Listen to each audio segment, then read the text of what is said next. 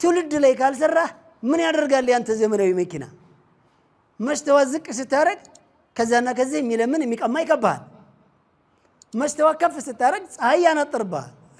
ተጨንቀህ እኮ ነው የምትኖረው። ቆንጆ ቢዝነስማን ማለት ህዝብ ላይ የሚሰራ ነው። አንተ ጋር ተቀጥሮ 10 እና 15 ዓመት የሚሰራ ሰውዬ 5 ሲወልድ ዝም ብለዋል። አንተ ብቻ ድርጅት ሄደግ እንጂ ምን አገባኝ ብለህ ዝም አልከው። ሰውየው አንድ ነገር ሲደርስበት ልጆቹ ቀጥታ ወዴት ነው የሚሄዱት? ጎዳና።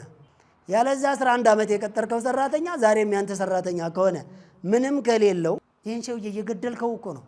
የሚሊዮነሮች መንገድ ቢዝነስ ውስጥ 5 ዓመት ነው አንድ ሰው መስራት የሚችለው። ከዛ 5 ዓመት ደግሞ ማናጀር ሆኖ ያገለግላል። ከዛ በኋላ ግን የጊዜና የገንዘብ ነፃነት ያገኛል። ስለዚህ እንዴት ነው ይሄ ሊሆን የሚችለው? በውጭ የምንኖር ሰዎች እኛ ምን እናግዝ? ለመጽሐፍ ኤጀንት ለመሆን በእናንተ ብራንድ ቲሸርት አሰርተን ለማስተዋወቅ ከአሜሪካ። እናመሰግናለን። በርቀት ላላችሁ ሰዎች በሰዓቱ ሁሉንም ነገር እንልካለን፣ ታግዙናላችሁ ማለት ነው። የሚያግዙን ለህዝብ ማድረስ እንጂ ፋይናንስ የሚባል ነገር መታገዝ አንፈልግም። የተሰማራው ዘርፍ ሽመና ስራ ላይ ነው። ነገር ግን ይህ ዘርፍ በቢዝነስ ፕላኑ መሰረት እኩል ለመሄድ ስራውን ወዴት ማሳደግ እችላለሁ ቢብራራልኝ። ራሱ ያድጋል እኮ። አሁን ሽመና በነገራችን ላይ የባህር ዳር ጨርቃ ጨርቅ፣ የአርባ ምንጭም ጨርቃ ጨርቅ ስራው ምንድን ነው? እዚህም የቦሌ ለሚ ጨርቃ ጨርቅ ስራው ሽመና ነው አይደለም? ሽመና ነው እኮ አይደል እንዴ? ቢዝነስ ሞዴሉ እኔ በጣም ነው የገረመኝ። ከዚህ በኋላማ ያሉ ትውልዶች እድለኛ ናቸው ነው ያልኩ። ለምንድን ነው አኮርዲንግ ቱ አዳም ስሚዝ ኦር አርስቶትል የሚለው አኮርዲንግ ቱ በላይ ሞርዴ እንደሚል ነው እኔ ተስፋ ያደረኩኝ። በዚህ ጊዜ እውቀታቸውን በፓኬጅ መልክ ለሰው በገንዘብ በሚሸጡበት ዓለም ላይ እንደዚህ ያለ እንቁ ሰው እና ዜጋን ለመገንባት ተነሳሽነት ኖሮትና ቁርጠኝነት ይዞ በራሱ በጀት በጅቶ ታይሙንና ጊዜውን እውቀቱን ሰውቶ እንደዚህ ለሚያሰለጥን ሰው በድጋሚ ከልብ አመሰግናለሁ። እዚህ ምድር ላይ ወይም በዚህ ኢትዮጵያ ውስጥ በምንኖርበት ዓለም ላይ በአሁኑ ጊዜ በጣም የኑሮ ውድነት በበዛበት ዓለም ላይ እንዴት በ500 ብር ስራ ልንጀምር እንችላለን? እሺ አቶ በላይም በጣም አመሰግናለሁ። የኔ ጥያቄ በቀን አንድ ደንበኛ መጨመር የሚለው ላይ ነው ያልገባኝ። አሁን አንድ ሰው ሞባይል ሱቅ ቢጀምር አንድ ሰው አንድ ተገዛ ከዛ በኋላ መቼ ነው ከ2 ከ3 ዓመት በኋላ ነው የሚገዛው ያ ሰውዬ? ምክንያቱም ኦልሬዲ ገዝቷል። ስለዚህ ይሄን እንዴት ነው ማስኬድ የምንችለው? ይሄንን ቪዲዮ ያንተን ቲክቶክ ላይ ተቆርጦ ሳየው እንደሌላኛው እንደማንኛውም ሞቲቬሽናል ስፒከር መስሎኝ ዝም ብሬ ስክሮል ነበር የማደርገው። እስከዛሬ ከሰማሁት ለየት ያለ ነው። ሁለት ሰዎች አሉ፣ ሁለቱም ማደግ ይችላሉ። አንዱ አንዱን ሳይጫን አያሽ ያልከው እሱ ኮንሴፕት በጣም ነው የተመቸኝ። የሚሊዮነሮች መንገድ ልዩ የቴሌቪዥን ፕሮግራም። እጆት ላይ ምን ያህል ገንዘብ አለ? ብዙ ገንዘብ፣ ትንሽ ገንዘብ፣ ምንም ገንዘብ አሳስቦት በዚህ ታላቅ መላ ይዘን መጥተናል።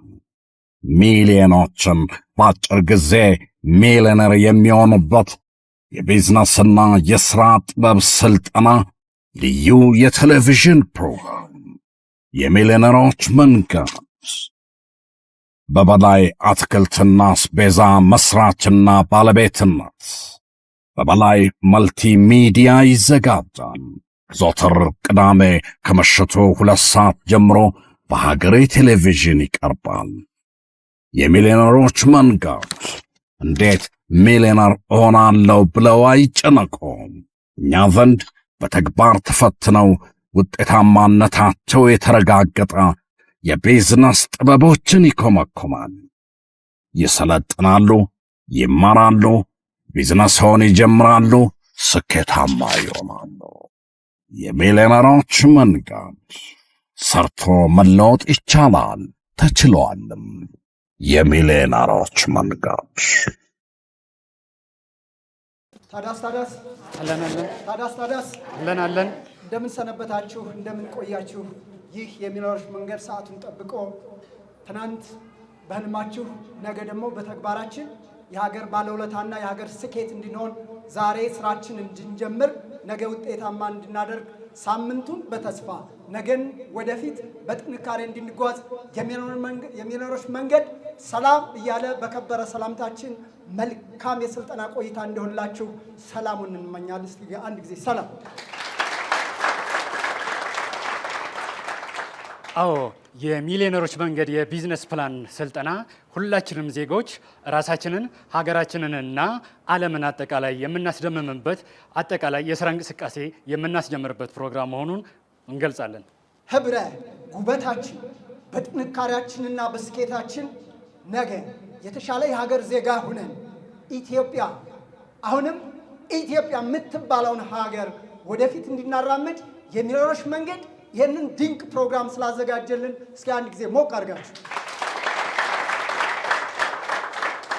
አዎ ይህም ፕሮግራም በሚገባ ለማስሄድና ሁላችንንም ለማስተማር የምናውቀው ጀግናው አቶ በላይ ሞርዴን ወደ መድረክ በሞራል ተቀበሉልን። ያንሳል።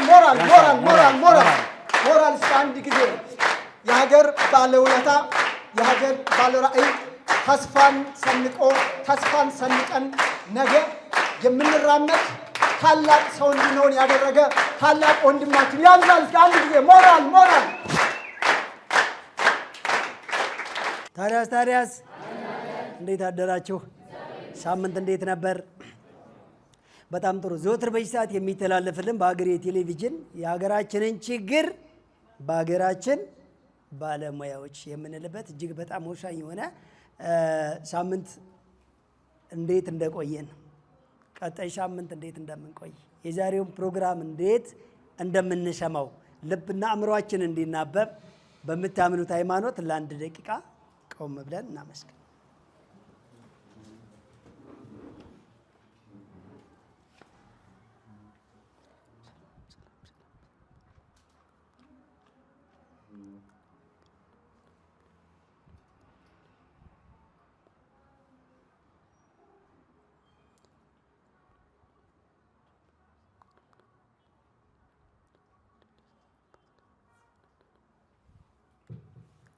እሺ አረፍ በሉ።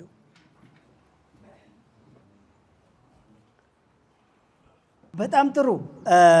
መቼም ቢሆን እዚህ ፕሮግራም ላይ የምናወራው ቀላል የሚመስል አንዳንድ ሰው ቀላል ይመስለዋል ሲጀምር ከባድ፣ አንዳንድ ሰው ደግሞ በጣም ከባድ ይመስለዋል ሲጀምር ቀላል፣ አንዳንድ ብልሆች ደግሞ ቀላልም ከባድም የሚያደርገው ነገርን አነጋገሩ፣ ቀላልም ከባድም የሚያደርገው ስራን አሰራሩ ነው ብለው የመጣውን በልኩ ቀደው ሊለብሱት ዝግጁ ይሆናሉ። እነኚህ ደግሞ ቀጥ ብለው እየሄዱ ነው። አሁን በነገራችን ላይ በጣም ስፔሻል የተባላችሁ ሰዎች፣ እጅግ በጣም አቅም አለን ለምትሉ ሰዎች በደብልም ቢዝነስ ፕላኑ ማስኬድ ትችላላችሁ። ምናልባት ሞቅ አድርጌ ነው መስራት እንፈልገው በ200 ከሆነ አይቀር በ400 ከሆነ አይቀር በ500 ሺህ የምትሉ 5 እጥፍ የመሄድ አቅም አላችሁ። ይሄ ማለት ቢዝነስ ፕላኑ በ14 አይነት ብቻ ነው የተከፈለው። 1800 ስራን ሲያካተተው 14 አይነት ቢዝነስ ፕላን ብቻ ነው። የሁሉም ቢዝነስ ፕላኖች መነሻ የካፒታላቸው ቮሊዩም ነው። ምንም አይነት ስራ ወደ ቢዝነስ ፕላኑ መምጣት ይችላል። ምንም አይነት ካፒታል ወደ ቢዝነስ ፕላኑ መምጣት አይችልም። በካፒታሉ ልክ የተከረከመ ቢዝነስ ፕላን ነው ያለው። በባለፈው አንዱ ሶሻል ሚዲያ ላይ ቢዝነስ ፕላንን ካፒታል ያዘዋል ማለት ነው እያለኝ ነበርና ቢዝነስ ፕላንን ካፒታሉ አዞት ሳይሆን ቢዝነስ ፕላኑ ግን ካፒታሉን እንደ መነሻ መጠቀሙ ዞሮ ሰውየው ምን ማሳደግ ነው የያዘው? ካፒታል አይደለ? ካፒታል ማሳደግ ስለሆነ የያዘው። ስለዚህ ቢዝነስ ፕላንና መነሻ ካፒታል በጣም ሊንክ ያደርጋሉ። ስራና ቢዝነስ ፕላን ግን አይገናኙም። ላልኳችሁ ደግሞ ግልጽ እንዲሆንላችሁ ለህንፃ መሳሪያ ያላቸው የቢዝነስ ፕላን፣ ለእርሻ የሚሆን አላቸው የቢዝነስ ፕላን ለምትሉ ሰዎች፣ ለልብስ ቤት የሚሆን ቢዝነስ ፕላን አላቸው የምትሉ ሰዎች፣ አንዱ ቢዝነስ ፕላን ለ1800ም ስራ ይሆናል። አንዱ ቢዝነስ ፕላን 14 አይነት ነው ያለን። 14 አይነት የተከፈለው 14 አይነት ስራ አይደለም፣ 14 አይነት ካፒታልን ሲቆጣጠር ነው። እሺ ግልጽ ነው። 14 አይነት ያደረግነው ቢዝነስ ፕላኑን በ14 አይነት የካፒታል መነሻ ካታጎሪ ከፋፈል ነው እንጂ እስከ ዛሬ እንደምታማክሩት የፕሮፖዛል አይነት የቢዝነስ ፕላን የሚባል ወይም የሚመስል ይሄ እሱ አሰራር አይከተልም። 1800ንም አይነት ስራ አንዷ ቢዝነስ ፕላን ብቻዋን ጋይድ ታደርገዋለች። ምሳሌ በ100 ብር 1800ንም ስራ የተለያዩ 1800 ሰዎች መጀመር ይችላሉ። በ50 ሺህ ብር 1800ንም የቢዝነስ አይነት 1800 ሰዎች በተለያየ አይነት መጀመር ይችላሉ፣ መጨረስም ይችላሉ። መጀመር ብቻ አይደለም ማስቀጠልም መጨረስም። እዚህ ጋር ግን ግልጽ እንዲሆንላችሁ ቢዝነስ ፕላኑ በስራው አይነት ሳይሆን በመነሻ ካፒታሎቹ ካታጎሪ ነው 14 የተከፋፈሉት። ስለዚህ ከስንት እስከ ስንት ነው ያለን? የ100 ብር፣ የ500 ብር፣ የ1000 ብር፣ የ5000 ብር፣ የ10 ሺህ፣ የ20 ሺህ፣ የ30 ሺህ፣ የ40 ሺህ፣ የ50 ሺህ፣ የ60፣ የ70፣ የ80፣ የ90፣ የ100 ሺህ። ከዛ በኋላ አለቀ። ግልጽ ነው አይደለ? ከዛ በላይ እንዳይጀመር አድርገናል። በጣም ስፔሻል ነን፣ በጣም ረቂቅ ነን፣ በጣም ጎበዞች ነን፣ ሰፋ አድርጌ ሰርቼ በደንብ መሮጥ ነው የምችለው ለምትሉ ሰዎች ግን ከፍተኛው 100 ሺህ ብር አይደለ? ደብል ከሄዳችሁ የ100 ሺህ ብር ቢዝነስ ፕላን መጀመሪያ ወር ላይ 20,400 ብር ነው የሚያተርፈው። በፐርሰንት ስትሄዱ 20.4% ማለት ነው። ወር ሙሉ ቆይቶ በ200 ሺህ መጀመር አልችልም ወይ ያላችሁ ሰዎች፣ ከ100 ሺህ በላይ ካልጀመርን ይሄ ጥቃቅንን የሚያካትተው ያዘ ይልቀቀኝ ያላችሁ ሰዎች፣ እሺ በ200 ሺህ ብር ሂዱና ምናልባት 40,800 ብራችሁ ታደርጋላችሁ የመጀመሪያ ወር ላይ። የሚቀጥለው ወር ላይ በጣም ነው እየገዘፈ ወደ 90 ምናምን ሺህ ነው የሚሄደው፣ ወደ 150 ሺህ ነው የሚሄደው፣ ወደ 300 በጣም እየሰገረ ነው የሚሄደው። አትደርሱበትም። በ5 እጥፍ የመስራት አቅም ስላለኝ ነው። ሚኒመም እኔ እንዲያው በ500 ሺህ ነው የምጀምረው ለምትሉ ሰዎች 5 እጥፍ ጋይድ ታደርጉታላችሁ። ያ ከሆነ 20,400 ሲባዛ በ5 ኦልሬዲ መጀመሪያው ወር ላይ 100 ምናምን ሺህ ይመጣል አይደል?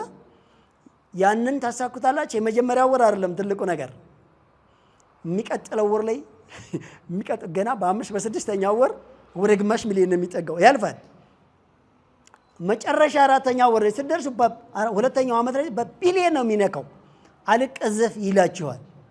ስለዚህ አሁን ቀስ እያሉ ለመተንፈስ ያዙ ይልቀቁኝ፣ በትልቁ ካልጀመርኩ ስራ አይመስለኝም የሚሉ ሰዎች አረጋጉትና ግድ የላችሁም በትንንሹ ጀምሩ። ነገር ግን አቅሙ አለኝ የሚል ሰው በደብል መሄድ ይችላል። ለምሳሌ ብለናል፣ ባልና ሚስት የሆኑ ሰዎች በ200 ሺህ መጀመር ይችላሉ። ለምን? የሚመዘገቡት ሁለቱም ናቸው። አንድ ሱቅ ከሆነ የሚሰሩት 2 ቢዝነስ ፕላን ለየብቻ ይመዘገባሉ። የሚያሳኩት ግን በአንድ ጋ ነው። ምን ደብል ማለት ነው። ላይክ 2 ስለሆኑ ማለት ነው። እህትና ወንድም ወይም ደግሞ አባትና ልጅ ወይም እናትና ልጅ የሆኑ ካሉም እንደዛ በ2 እጣ ይችላሉ። ነገር ግን የሚያሳኩት ደብል ነው። ከ100 ሺህ ብር በላይ ከሆነ ካፒታላቸው በአንደኛው 100 ሺህ ብር ይመዘገባሉ፣ አንደኛው ደግሞ በ100 ሺህ ብር ሬጂስተር ያደርጋል። የመጀመሪያውን 20.4% 20,400 ብር፣ የሚቀጥለውን 24,000፣ 28,000፣ 35,000 እያለ ሲያድግ 2 እያደረጉ ነው የሚሄዱት ማለት ነው። ይሄንን ነገር በደንብ እየገባችሁ ወደኋላ እያመላላሳችሁ ከቴሌቪዥኑም ከአዳራሹም በላይ ሶሻል ሚዲያችን ላይ ዲቴል እዩት። ይህን ሁሉ የሚያብጠለጥለው የሚሊዮነሮች መንገድ መጽሐፍ ቢሆንም እስከዛ ድረስ ግን እናንተ በደንብ ይህን ፋይት አድርጉት። እስቲል የመጀመሪያው ዙር 11ኛው ወር ላይ የደረሱ ሰዎች ለራሱ አንተ የሚገርምህ እስካሁን ራሱ እየተጠራጠርኩት ነው የሚሉ አሉ። ምኑን አሳክተዋል እኮ ጀምረዋል፣ አሳክተዋል። አንድም ነገር አላቃታቸውም። ግን እኔ እስካሁን ድረስ ለራሱ እውነት አልመስል እያለኝ ነው። እስካሁን ድረስ አሳክቸዋለሁ፣ እየሄደ ነው። አንድም ነገር ግን እስካሁን ድረስ ለራሱ እግሬ ጥርጥር ይልብኛል እሱን ሳስብ ለመራመድ የሚሉ ሰዎች አሉ። ፊልም የሚመስላቸው አሁን ድረስ። የምር ግን በቃ ቢዝነስ እንደዚህ ነው ማለት ነው? እንዳረጉት ነው ወይስ የሆነ ነገር አለ? የሆነ ነገር አለ እንዳለን ምንም ነገር የለም። ራሴ እየሰራሁት ነው። ሂሳቡን ስሰራው ልክ ነው። ያደረኩት አስተዋጽኦ ምንም ከባድ የሚባል ነገር የለም። ግን ድሮ ከዚህ በላይ ይሰራ ነበረ። አሁን ብቻ ትንሽ ይቀረኛል። አሁንም በደንብ ያልገባኝ ነገር አለ። ብቻ ግን እንዳልወድቅ እንደምንም ብለህ እርዳኝ፣ እንደምንም አግዘኝ የሚሉ ሰዎች አሉ። ከባዱን አልፋችሁታል። በነገራችሁ ይሄን ስላችሁ ግን ቺላ እንዳትሉ። ግልጽ ነው አይደለ? ይሄን ስላችሁ ቺላ እንዳትሉት። ልምድ ከእውቀት ይበልጣል። በትክክል ቢዝነስን ዲዛይን አድርጎ 5 ዓመት የሰራ ሰው 7 ዲግሪ ይዘህ ብትመጣ አትወዳደረው። ነገር ግን ያ 7 ዲግሪ ያለው ሰው እንደዚህኛው ሰውዬ ቢዝነስን ዲዛይን ማድረግ ቢሞክር በቀላል መሰላል ነበረው ቶሎ ለመውጣት። ችግሩ ግን መሰላሉን ይዞ ተኛበት። ምን አለ? ተቀጠረ። ለሰራተኞቻቸው መለወጥ አያስቡም። አንድ ጭራሽ አይጨነቁም። ሰራተኛ ካልተለወጠ ያንተን ድርጅት አይለውጥም። አሁን በሚሊዮነሮች መንገድ አጠቃላይ ሰልጣኝ ሆናችሁ የሚሊዮነሮች መንገድ ሰልጣኝ ሆናችሁ አንድ ነገር ስነግራችሁ ሲጀምሩ ራሳችሁ ናችሁ የምትጀምሩት። ትንሽ አደግ ስትሉ ግን ሰራተኛ እንደሚያስፈልጋችሁ ቢዝነስ ፕላኑ ያሳያል። እየተለጠጠ እንደሚሄድ ትንሽ አደግ ስትሉ ሰራተኛ ያስፈልጋቸዋል። ሰራተኛ ስታስገቡ ግን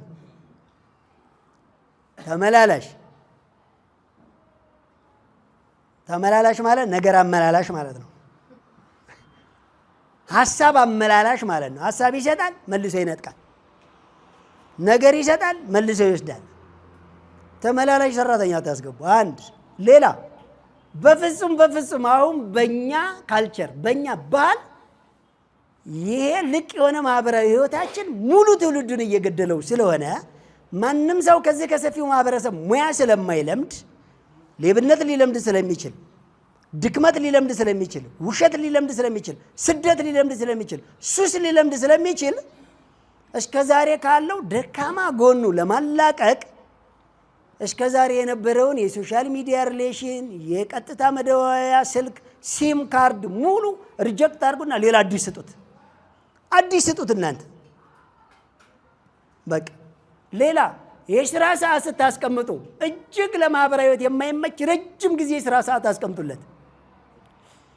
ሌላ የእሱን ደመወዝ በፍጹም ሊወስድ የማይችልበትን መላክ እርክሙና ወጪ የተባለ ሙሉ ዝጉለት። ምክንያት የተባለ እኛ ጋር በፊት ደመወዝ በሚወስዱ ጊዜ ምን ያደርጉ ነበር መሰላቸው? አንድ ሳሙና ለመግዛት በሰዓቱ አስታውሳለሁ 25 ብር ሳሙና ነበርና 25 ብር ሳሙና ለመግዛት 100 ብር ይወስዳሉ። 75 ብር በዛው ይበላዋል። በቃ እንደዚህ ነው።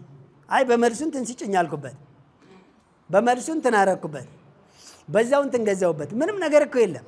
አሁን ሙሉ በሙሉ ወጪ ተዘግቷል ሲባል ብር ለምን ይጠየቃል? አያችሁ። ስለዚህ እነኚህ ትልልቅ ባለሀብት ሰዎች በድርጅታቸው ውጤታማ ያልሆኑበትን መንገድ ደግሞ ልንገራቸው። ለሰራተኞቻቸው ሀብት አይጨነቁም። ወንድሜ ልንገርህ፣ ይሄ ሰው በጣም መልካም ሰው ነው፣ እኔ ጋር 11 ዓመቱ ነው ካልከኝ ገለዋል፣ በጣም ገለዋል። ቢያንስ ከዚህ በኋላ ያለውን ህይወቱን እንኳ ካሰው ምን አድርገው ሙሉ በሙሉ ወጪውን፣ መኖሪያውን፣ ኤክስትራ የተባሉ ነገሮችን ቻለውና ከዚህ በኋላ ደሞዝ የሚባል እንዳይወስድ አድርገውና አንተ ለሱ ሙሉ ወጪ ስትችል እንዳትከስር 8 ሰዓት የነበረውን ስራ ወደ 14 ሰዓት አሳድገውና ኦቨርታይም ለአንተ ስራ ይስራ፣ አንተ ሙሉ ደሞዙ እንዲቀመጥ አድርግለት። ከተወሰነ ጊዜ በኋላ የእሱን ድርጅት እንደምከፍቱ ተነጋገሩ።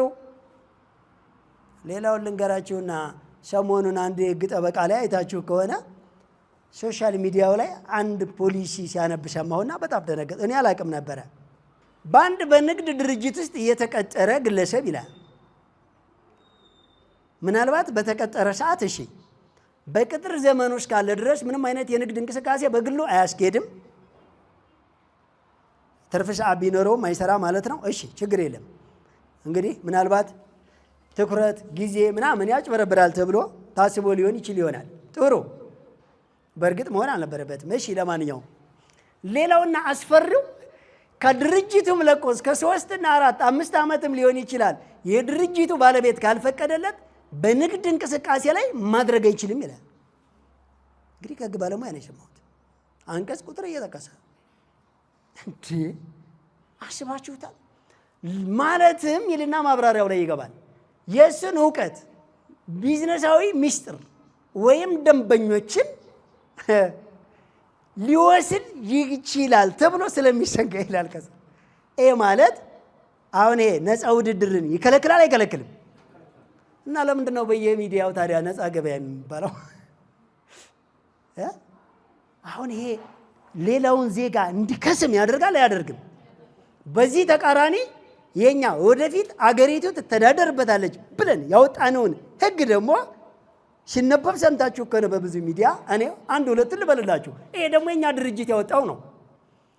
የሀገሪቱን ስራ አጥ ቁጥር ለመቀነስ ብቻ ሳይሆን ሊያጠፋ የሚችል አዲስ የቅጥር ፖሊሲ አረቀቀ ይላል የኛ ዘገባ። ደግሞ ይኸውም አንድ ተቀጣሪ ከ5 ዓመት በኋላ ድርጅቱ ውስጥ በቅጥር እንዳይኖር ያደርጋል ይልና ከ5 ዓመት በኋላ ሰራተኛው ከድርጅቱ እንዲለቅ የሚደረገው የራሱን ድርጅት እንዲከፍት አስደርጎ ነው ይላል። የቀጠረው ድርጅት። ማንኛው ይሻላል? ጭራሽ እኔ ጋር ሆነህ እንዳትሰራ ከኔም ጋር ሆነህ እንዳትሰራ ማለት ወይስ ከኔ ጋር ስትሄድ የራስን ክፈት ብሎ ማስተካከል ይሻላል? ስለዚህ አንድ ድርጅቱ የቅጥር ዕድሜው 5 ዓመት ብቻ ነው የሚቀጥረው ይልና ከዛ በኋላ የኛ ነው። ይሄ ደግሞ የኛን አዳምጡ። በተቃራኒው ለዚህ ነው ብትሰለጥኑ ብታዳምጡት አትጎዱም የተባላችሁ። 5 ዓመት ብቻ በቅጥር ላይ ይቆይና ከ5 ዓመት በኋላ የተከለከለ ነው ይላል የቅጥር ሕጉ። ከ5 ዓመት በኋላ ግን ሰውየው ከቅጥር የሚወገደው የራሱን ድርጅት እንዲከፍት ተደርጎ ነው። አስደራጊው ማነው? የቀጠረው ድርጅት ብያቸዋለሁ። ልድገምላችሁ። የቀጠረው ድርጅት ለዛ 5 ዓመት በቅጥር ላገለገለው ሰውዬ ድርጅት እንዲከፍት አድርጎ ከቅጥር ወደ ራሱ ድርጅት ያሸጋገረው በምንድን ነው ለሚባለው 5 ዓመት ሙሉ ባጠራቀመው ባካበተው እውቀትና የደሞዝ መሰል ጥቅማ ጥቅም እሱን ይዞ ምንም አይነት ጥቅም ምንም አይነት ደሞዝ ሳይጠይቅ ለ5 ዓመት ይቆይና ያካበተውን ከፍተኛ እውቀትና ገንዘብ ሄዶ የራሱን ድርጅት እንዲከፍት ይሄ ድርጅት ብራንድ ሊሰጥ ይችላል፣ ሊድር ይችላል።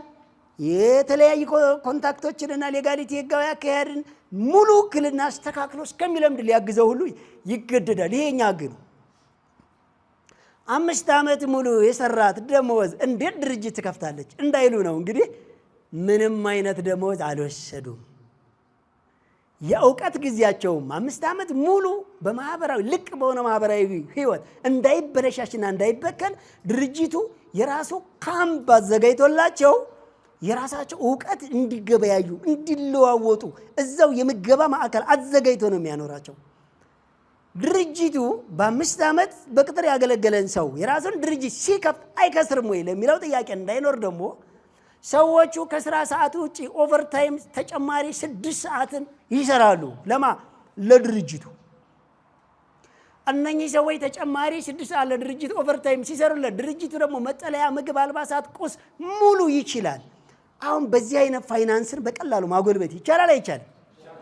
ሰዎቹ የማህበራዊ ህይወትና የተለያየ ለራሳቸው ጊዜ የሚሰጡበት አይጠብም ወይ ለሚሉ ሰዎች ደግሞ እነኚህ ሰዎች ከ5 ዓመት በኋላ በነገራችን ላይ ሰው ሰፊ ጊዜ የሚሰጠው የስነ ልቦና ጉዳት እንዳያድርበት ነው። እሺ የረፍት ሰዓት ያስፈለገው ገብቷቸዋል እንጂ በሄዶ ሲጋት ብሎ ኤክሰክስ እየረገጠ እንዲመጣ አይደለም። ስለዚህ እኛ ደግሞ ከ5 ዓመት በኋላ ስለሚያቋቁሙት ድርጅት የሚኖራቸው ተስፋ ሞራል አሁን የሚያውቁትና የሚረዱት የምግብ የሚሆን የመጠለያ ንጽህና መጠበቂያ ምንም ስላልጎደለባቸው ሰዎቹን ትክክለኛ ጥናቱን የሚሰራ ሰው መጥቶ ቢሰራ ኦቨር በጣም ሌግጀሪ ኮምፈርት ላይፍ ውስጥ ናቸው። በጣም የተንደላቀቀ በጣም ስነ ልቦናቸው ጤናማ እጅግ ያወቁና የነቁ የነገ ሀገር ተረካቢ ዜጎች ነው የሆኑት ብቃታቸው ማለት ነው። ለምን ከተባላቸው ኑሮ ውድነት፣ ቤት ኪራይ፣ አስቤዛ፣ ጣጣ ምናምን የሚባል ነገር የለባቸውም። ሌላኛው ነገ ከ5 ዓመት በኋላ የራሳቸው ግዙፍ ድርጅት ቪዥዋል እያደረጉ ነው ያሉት። ዛሬ አይርባቸውም፣ አይጠማቸውም፣ አይጨነቁም፣ አይጎሳቆሉም። መብታቸውን፣ ጾታቸውን፣ ቋንቋ ወይም እምነታቸውን ማንም አካል አይነካባቸው። እኛ ድርጅት ብትመጡ ወይም ይህን ህግ ብትከተሉት ጾታዊ ትንኮሳ የሚሆኑ ሌላ የመሳሰሉ የማህበራዊ ያለመግባባት፣ መናቆር፣ መጣላት፣ ጉዳት ማደራረስ የሚባል ነገር ድባቡ የለም። አይደለም ተግባሩ ማለት ነው፣ የተከለከለ ነው።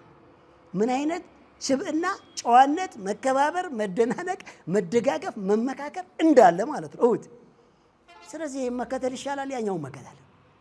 ሌላው ደግሞ ልንገራችሁ፣ ከዚህ በኋላ የሰራተኛ የስራ ቁጥርን መቀነስ ብቻ ሳይሆን ማጥፋት የሚያስችል ፖሊሲ የተባለለት እነዚህ ሰዎች ለቀው የራሳቸውን ድርጅት ሲከፍቱ ለሌላው ደግሞ አዳዲስ ፍሬሽ ለሆነ ወጣት ለመቀጠር ቦታው ልቅ ሆነ አልሆነም ክፍት አደረጉት አይደለ? እዛው ላይ ቢኖር እኮ ክራውድድ አድርገውት ዝግ አድርገው ሊኖሩ ነበር አይደል? አሁን ምን አደረጉት? የራሳቸውን ድርጅት ሲከፍቱ እነሱ የነበሩበት የቅጥር ቦታ ክፍት ሆነ አልሆነም? አሁን ሌላ ስራ አጥ ይሄን ቦታ ያገኛል አያገኝም? ያገኛል። ከዛ ይሄ ብቻ አይደለም። አንድ እነዚህ ሰዎች የለቀቁት ቦታ የራሳቸውን ድርጅት ሲከፍቱ የቅጥር ቦታው ለሌላ አዳዲስ ወጣቶች ይሆናል። ይሄ አንድ ያዝልኝ። ሁለት እነሱ የራሳቸውን ድርጅት ሲከፍቱ ሌላ የሰው ኃይል ይፈልጋሉ አይፈልጉም? ነገ የራሳቸውን ድርጅት ሄደው ሲከፍቱ ደግሞ ሌላ የሰው ኃይል ይቀጥራሉ። አሁን በአንድ ድንጋይ ሁለት ወፍ እየመታ ይሄድና እነዚህ ሰዎች ከ5 ዓመት በኋላ ሌላ የሚረቅ ጉድ አለ። ደግሞ ልንገራቸው። በቅጥር 5 ዓመት ብቻ ነው አይደል እንዲሰሩ የተደረጉት። በራሳቸው ድርጅት ላይ ደግሞ ልብ አድርጉ፣ በራሳቸው ድርጅት ላይ ደግሞ ስንት ዓመት እንዲሰሩ ነው የኛ ቢዝነስ ሞዴል ደግሞ የሚመክረው ከሌጋሊቲ ውጪ በስምምነት። ራሳቸውም ድርጅት ላይ ቢሆን ደግሞ ይላል 5 ዓመት ብቻ ነው የሚሰሩት። አያችሁ? ከዛ በኋላ በቅጥር 5 ዓመት ራሳቸው ድርጅት ላይ ደግሞ በማናጀርነት 5 ዓመት ሙሉ ስንት ዓመት ሰሩ? ከ10 ዓመት በኋላ ቢሰሩም ባይሰሩም ልብ አድርጉ። ያበድሁ ነጋዴ ነኝ ብለህ በ12 ዓመት አሁንም ካርቶን የምትጠገረር አሁንም አንተ ከሌለ መኪናዎች የማይሰማሩ ህንፃ የሚናድ ኮንትራክተር የሚጠፋ የባንክ ዕዳ እዛ ላይ የሚወጣ ሁሉ ንብረት የሚታገት ወይም በሌባ የሚወረስ ወይም አንተ ሂሳቡን ካልሰራ አንተ ገጭ ካላለ አንተ ካልደወልክ አንተ ካልሮጥህ ቢዝነስህ በአንተ ሳንባ የሚተነፍስ ከሆነ አጠቃላይ ድርጅትህ እንደ ሞትህ ቁጠረው። ባለሀብት ነኝ ተብዬ ሙሉ ከ10 ዓመት በኋላ በቅጥር 5 ዓመት በራስ ድርጅት ማኔጅመንት 5 ዓመት በአጠቃላይ ከ10 ዓመት በኋላ ብሰራም ባሰራም ይህን ቢዝነስ ሞዴል ከተከተል እድሜ ልክህን የማይቋረጥ ሚሊየንስ ገንዘብ ወደ አንተ ካዝና ይገባል። ብሰራም ባሰራም ነው የምልህ። ሁሉ በእጄ ሁሉ በደጄ እንዲሉ ወደ በላይ አትክልትና አስቤዛ ማዕከል ይምጡ።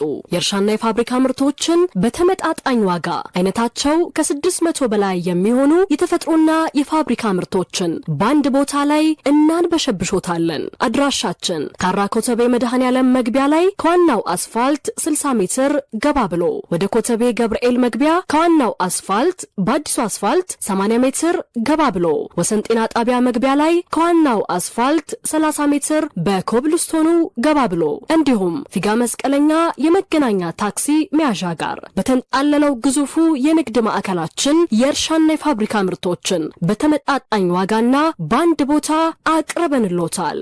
በላይ አትክልትና አስቤዛ የጓዳው ቤዛ።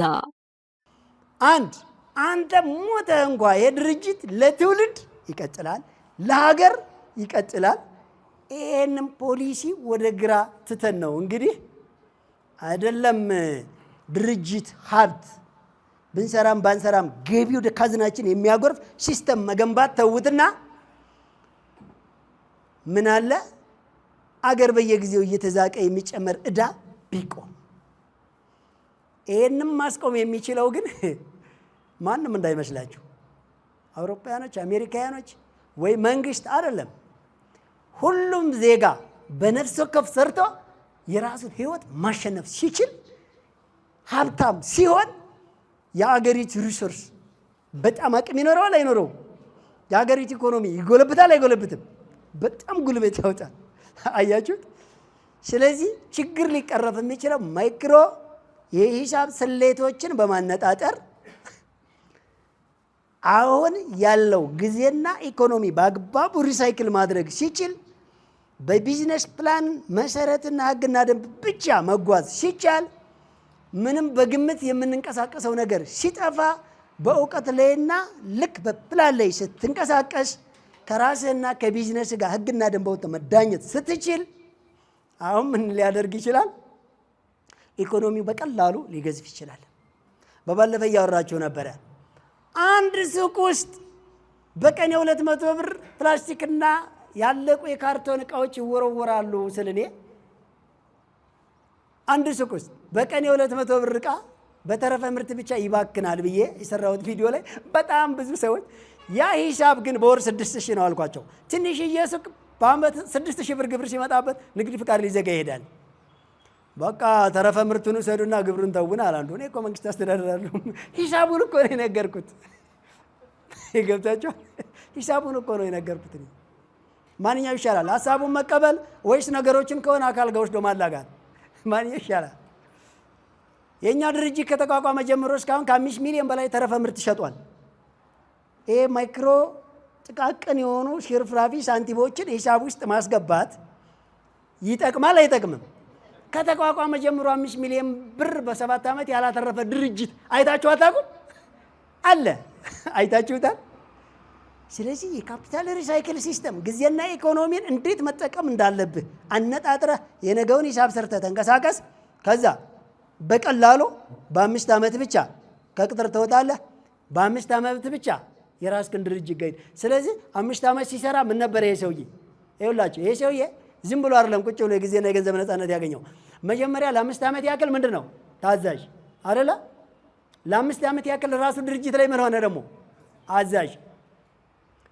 ዝቅ ብሎ መስራትንም ከላይ ሆኖ መቆጣጠርንም ህይወት ጨረሰ አልጨረሰም? ጨረሰ። ከ10 ዓመት በኋላ ምን ይሆን እንደሆነ እንገራችሁ። ልክ እንደኛ ይሆናል። እኛ አሁን ምን እያደረግን ያለ ነው? ለመብላት ነው የምንሰራው ነው? እሺ ለመለወጥ ነው የምንሰራው? አሁን እየሰራን ያለ ነው ለሀገር። የራስህን ስራ በአግባቡ ከሰራ፣ የራስህን ድርጅት በአግባቡ ከገነባ፣ ከዛ ወዴት እንደምትመጣ ልንገርህ። ወደ ሀገር ትመጣለህ። አዲስ ቢዝነስ ትፈጥራለህ። ሪሰርች ትሰራለህ። ለህዝብ ታግዛለህ። ገንዘብን፣ ሙያን፣ ጊዜን፣ እውቀትን፣ ሞራልን እየዞረ ሀገርን፣ ትውልድን ታነቃቃለህ። በተግባር ታሳያለህ። ሀገር ትለወጣለች። በዚህ አይነት ሁኔታ ማለት ነው። ያለዛ 11 ዓመት የቀጠርከው ሰራተኛ ዛሬም ያንተ ሰራተኛ ከሆነ ምንም ከሌለው አካውንቱ ላይ 30 ሺህ የለም፣ ቤቱ ግን 3 ልጅ አድርጓል። ይህን ሰውዬ እየገደልከው እኮ ነው። ሌላ ራብተኛ ትውልድ እያስፈለፈልክ እኮ ነው። ስራ የሰጠኸው አስመስለህ ሌላ ደግሞ ተራሃቢ ችግር እያመጣ ነው። ባይርበናው እንዲህ ታዲያ 4000 እርዳታ ድርጅት መጥቶ ቤዝ ያደረገው ሀገራችን ላይ አልነገርኳቸውም? እንዲህ ቀይ መስቀል አርማ ላይ ሂዱ። ከዚህ እውት አርማው ላይ ያለውን የኢትዮጵያ እናቶች ድረሱልን እያሉ ነው እኮ ፒክቸሩ፣ ፎቶውን እውት። እንባቸው ሲወርድ እኮ ነው የተቀረጹት። እስኪ በየአውሮፓ ጎዳና ብትሄዱ አብዛኛ የኢትዮጵያን የጥቁሮች ፎቶ ዝንብ አርፎባቸው ረሃብ አንገታቸው እንደዛ አጣሞት መቀንጨር፣ ከሻኩር የሚባለው ህመም፣ ይሄ የመንገድ ላይ ወድቆ አሞራ ሲበላው በየመጠለያ ካምፑ በቃፉ ላይ ዝንብ ሰልፍ ሲይዝበት ምናምን ነው የምታዩት እኮ። ይህንን ያመጣው እንግዲህ አንተ ጋር ተቀጥሮ 10 እና 15 ዓመት የሚሰራ ሰውዬ 5 ልጅ ሲወልድ ዝም ብለዋል። አንተ ብቻ ድርጅት ሄደግ እንጂ ምን አገባኝ ብለህ ዝም አልከው። ሰውየው አንድ ነገር ሲደርስበት ልጆቹ ቀጥታ ወዴት ነው የሚሄዱት? ጎዳና። አንድ የገነባው ነገር የለ። ለራሱ እንዲሰራ አላስተካከለ። ምን አገባኝ ብለዋል። ሌላው የሚገርማችሁ እኮ ነው የሆቴል ውስጥ 11 ዓመት የሰራ ልጅ ፌስታሉ ሲቀማ ብዙ ጊዜ አወራዋለሁ። አግኝቼ እኮ በጣም እኮ አስለቅሶኛል። 11 ዓመት ተሰራበት ሆቴል ውስጥ የብርጭቆና የጎደለ ሂሳብ አለብህ ተብሎ ፌስታሉን ይዘውበት ሲያለቅስ ማለት ነው። ገብታችኋል? ታዲያ ይሄ ሰውዬ በቦምብ ባለማጋየቱ ድርጅቱን የተባረከ ሰው እኮ ነው። እሱ የት ያውቃል እንዴ? በ30 ደመወዝ ሰጠው ጓደኞቹንና እዛ ከወር አንድ ቀን የምትደውልለት ልጅ ጋር ሄደ። ያለውን ጨርሶ በማግስቱ ባዶውን መጣ። ሽርጡን ለበሰ። አንተ ጋር ተጣደ። በቃ ምን ያውቃል እሱ? አንተ እኮ ነው የምትቆጣጠረው ጎበዝ። እንዴ እንንቃ እንጂ ትውልድ ላይ ካልሰራህ ምን ያደርጋል? ያንተ ዘመናዊ መኪና መስተዋት ዝቅ ስታረግ ከዛና ከዚህ የሚለምን የሚቀማ ይቀባሃል። መስተዋት ከፍ ስታረግ ፀሐይ ያናጥርብሃል። ተጨንቀህ እኮ ነው የምትኖረው። እስኪውት ለአደገኛ አጥር የምናወጣው ብር፣ ለዘበኛ የምናወጣው ብር። ሁሉም ሰው ሀብታም ቢሆነው እስኪ አሜሪካ ሂዱ፣ አደገኛ አጥር አለ። ኒውዮርክ ላይ ግቡ እስኪ። እንደ አዲስ አበባ ግድንግድ በሆነ ግንብ በተጠቀለለ ሽቦ ባላርም ኤሌክትሪክ እኮ አጥር አታገኙም። ሲንጋፖር ሂዱ እስኪ። እኔ ሞስኮ ሄጄ አይቼዋለሁ። በይኔ ፊንላንድ፣ ዱባይን አይቻቸዋለሁ እኮ። የለም እንደዛ አይነት ነገር፣ ቴረር የለም። በቃ የተረጋጋ ህይወት ነው። ሁሉም ባለሀብት ነው። ሁሉም ዘመናዊ መኪና ይነዳል። ሁሉም ገቢ ያለው አይታችሁት። እዚህ ጋር 5% ነው ገቢ ያለ። 95%ቱ አፉን ከፍቶ የበይ ተመልካች። የኛ ሀገር ኢንቨስትመንት ይኸውላችሁ፣ እርሻ ኢንቨስትመንት ስንፈልግ አንከራይም። መሬት ስጡን እንላለን። ሄደን የድሃውን የግጦሽ ወይም ደግሞ የእርሻ መሬት ጠቅልለን እንወስዳለን። እነሱ የኛ ጥበቃና የቀን ሰራተኛ እናደርጋቸዋለን። አንድ ችግር ሲመጣ ቀድመው የሚተኩሱት እነሱ ናቸው። ለምን? ተረግጠው ነዋ የተወሰደው ንብረታቸው። አሁን እኛ እንደ በላይ አትክልትና አስቤዛ ማዕከል ለምን የእርሻ መሬት አትመሩም ሲሉን አይደለም። ለምን እንመራለን? ከፍተኛ ምርት ይኑራ፣ መሰረታዊ ፍጆታ እኮ ነው እያነገዳችሁ ያላችሁ ሲሉን፣ ከፍተኛ ምርት እንዲመረትማ አርሶ አደሩም በነፍስ ወከፍ መዝግቡና በግብርና ምርምር መስሪያ ቤት በኩል አምጡልን። አርሶ አደሩም በራሱ መሬትና በራሱ ጉልበት እልፍ አላፍ ምርት እንዲያመርት እናሰልጥ ነው። ቀላል የሆነ ሂሳብ አሰራር ስነግራችሁ ቅድሚያ ከኪሳችሁ ልቅስ ለሀገርና ለማህበረሰብ የሚጠቅም ነገር ስሩ። የምሬት ሳወራችሁ ትርፉ ትርፍ እንዳይመስልህ፣ በጣም ከፍተኛ ትርፍ ነው ያለው።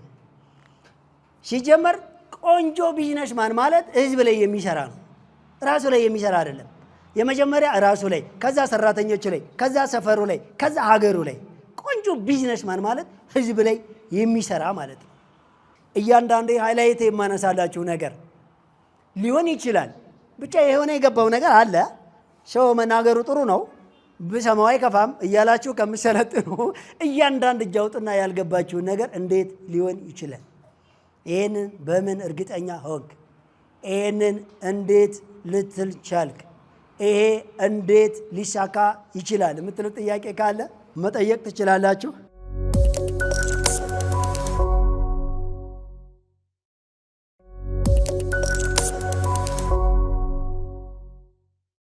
መምጣት የማይችሉ በቲቪ በዩቲዩብ በሁሉም ሶሻል ሚዲያ የሚከታተሉን ያለማቋረጥ እያንዳንዷን ቀን አቴንዳንስ እየሞሉ ተመዝግበው የደረሱበትን ደረጃ የላኩ የሚከታተሉን ሰዎች ጥያቄያቸውን መጀመሪያ አየር ሰዓታችን ሲያልቅ ለነሱ ልንመልሳላቸው ይገባል። አንድ ጊዜ የእናንተን ጥያቄ ወክሎ ይጠይቅላችሁ እዚህ ጋር የሚመጣን ሰው በደንብ ሞቅ አድርጋችሁ ትቀበሉልኛላችሁ ማለት ነው። ጋብዘዋለሁ። አንድ ጊዜ ወደ መድረክ ላኩልኝ ማለት ነው። እስኪ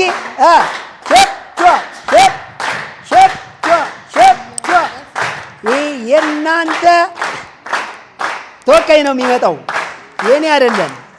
የእናንተን ጥያቄ ነው የሚጠይቀው። ተዋው እንዴ ፈዘዋል። ምኑ ይጠየቃል? ኦዲየንስ እያለ ነው።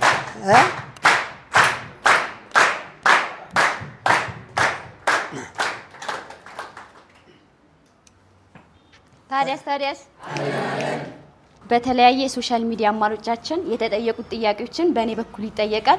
መልሶቻችሁን በጥሞና አዳምጡ። ሰላም፣ እንዴት አደራችሁ? የሁለተኛ ዙር ተመዝጋቢ ነኝ። ሁሉን ነገር ጨርሼ ልኬ ስራ ጀምሩ ሲባል ጀምሬ የአንደኛውን ዙር አሳክቼ ልኬ ሁለተኛውን ዙር በመስራት ላይ ይገኛለሁ። አቴንዳንስ ልኬ መልስ ጠብቅ ስራ ጀመርኩ የተባልኩ ለምን? የሁለተኛው ዙር ተመዝጋቢ ነኝ። ጀምሬ ያለው ኢንፎርሜሽን ልኬ የሰራው ነው። አሳክቼም ልክ ያለው አሁን አቴንዳንስ ስሞላ ስራ ጀመርክ ተባልኩ። ተብላችሁ ከሆነ እናንተ ምናልባት በነገራችን ላይ ይሄ ሰውዬ ስገምት ወይ በፊት ከተመዘገበበት ስልክ ሌላ አቴንዳንስ ልኳል። አዳምጡ፣ እንደዚህ የሚገጥማችሁ ምን ሲሆን እንደሆነ።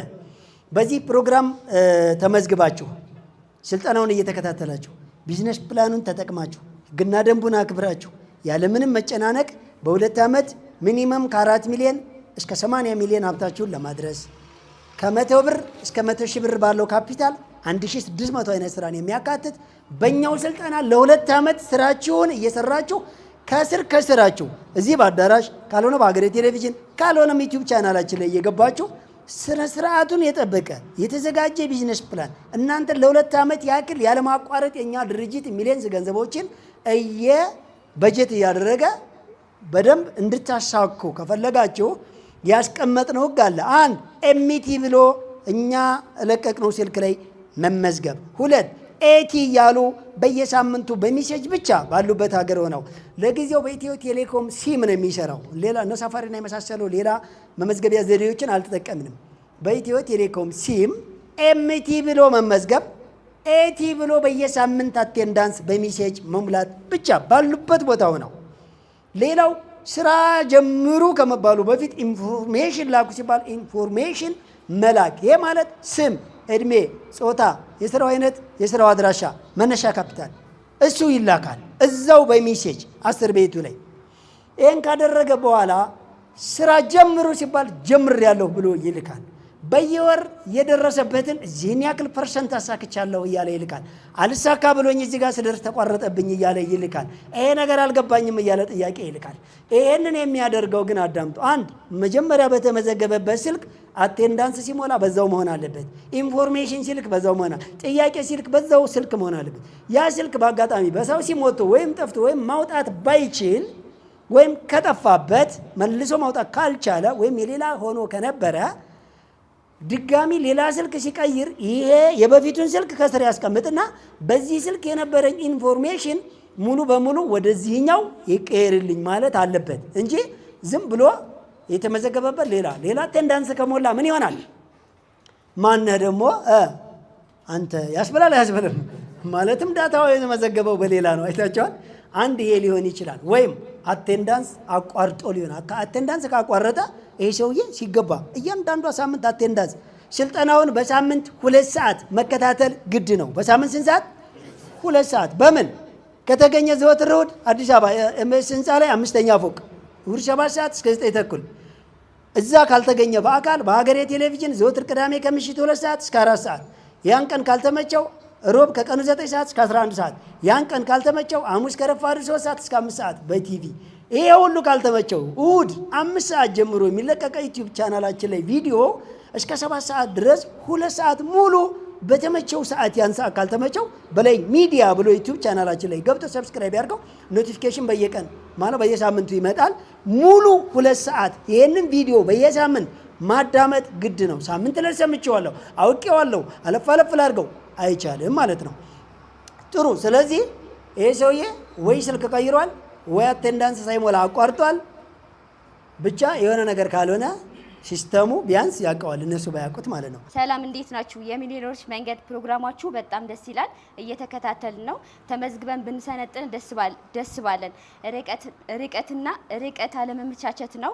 ነገር ግን በአካባቢያችን ትንሽዬ ስራ በመስራት ላይ እገኛለሁ። ከተቻለ ቢዝነስ ፕላን ስለምንፈልግ እንዴት ልንተባበሩን ትችላላችሁ? በጣም ጥሩ። በነገራችን ላይ ስልጠናችንን ሙሉ በሙሉ ከተከታተላችሁት ቢዝነስ ፕላኑን ለቀነዋል አለቀቅ ነው?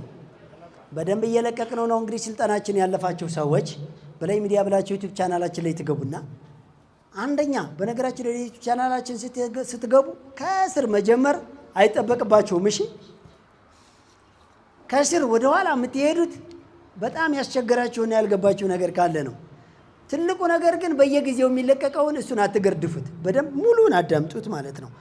እስካሁን ብዙ ያለፋችሁ ካላችሁ ግን ወደ ኋላ የሄዳችሁ ቢያንስ የምትፈልጉትን ፖይንት እንኳ ብታዩት ይጠቅማቸዋል ማለት ነው። ስለዚህ ቢዝነስ ፕላን ስልጠናው ላይ ተለቋል። በላይ ሚዲያ ብላችሁ ዩቲዩብ ቻናላችን ላይ ስትገቡ ቢዝነስ ፕላን ቁጥሩ ያለበት ቦታ ላይ ትገባላችሁ። ካልገባችሁ አንድ ወደ ኋላ እየሄዳችሁ በደንብ ታውታላችሁ። ካልሆነ ቴሌግራማችን ላይ ትገቡና በላይ ሚዲያ የሚለው ላይ ግሩፕም ቻናሉም ላይ ጆይን አድርጋችሁ ይሄ ጥያቄ ምን ነበረ ብላችሁ መጠየቅ ይቻላል። ሁሉም ሶሻል ሚዲያ ላይ ቲክቶክም ላይ ዩቲዩብም ላይ ሁሉም ላይ ነሽ። አራተኛ ጥያቄ፣ እንዴት ናችሁ? እኔ የምሸጠው ቆንጆ ማር ነው። የመጀመሪያ ወር እንደምን ማሳክቻለሁ። እየዞርኩ ስለሆነ ብዙውን ስለማላውቅ ትንሽ ቸግሮኛል። አሁን የገበያ ትስስሩ እንዴት ነው? እባካችሁ አግዙኝ። ስልክና አድራሻ አስቀምጧል። ጥሩ። በነገራችን ላይ ካፒታል ያሳዩማ። በጣም ሚኒመም የሆነ ካፒታል ካልሆነ ተንቀሳቅሶ መሸጥ እንደ ኢሜጅ አይመከርም።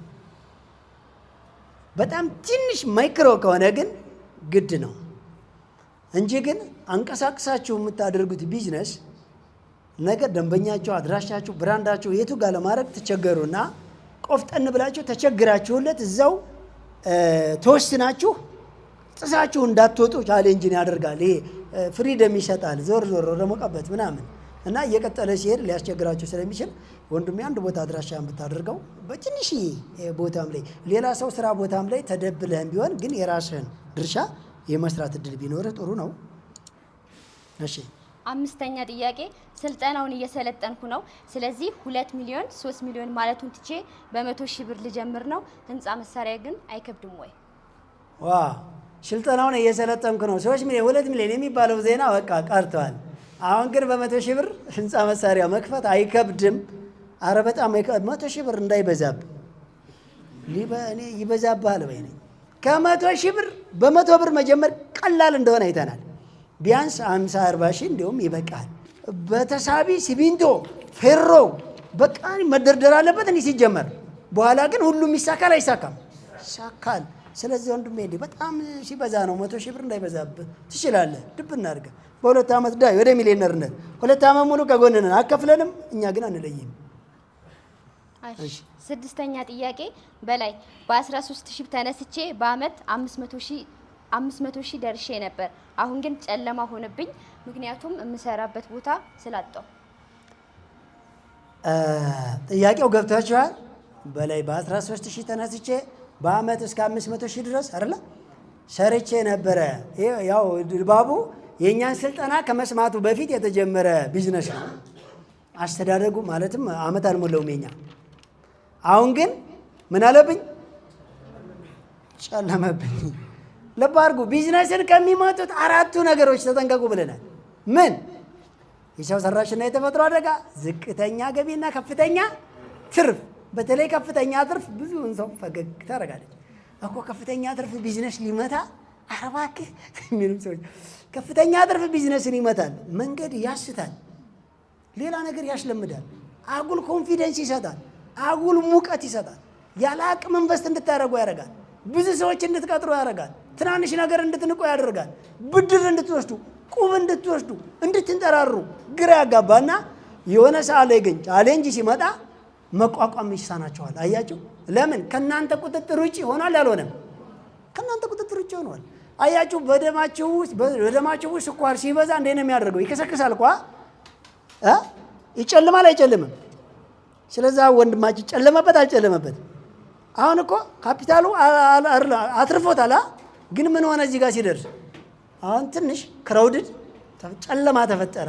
ነገሮች ሁሉ በአጋጣሚ ነበር ሲመጡ የነበሩት። አሁን ግን ዝግ መሆን በዙ። በልምድ አይደለም የተንቀሳቀሱት። ምናልባት እነኚህ ነገሮች አክቲቭ ኢንካም እና ቤዚክ ኢንካም እነኚህ መሰረታዊና ጊዜያዊ ጥቅምን በጣም ተጠንቀቁ።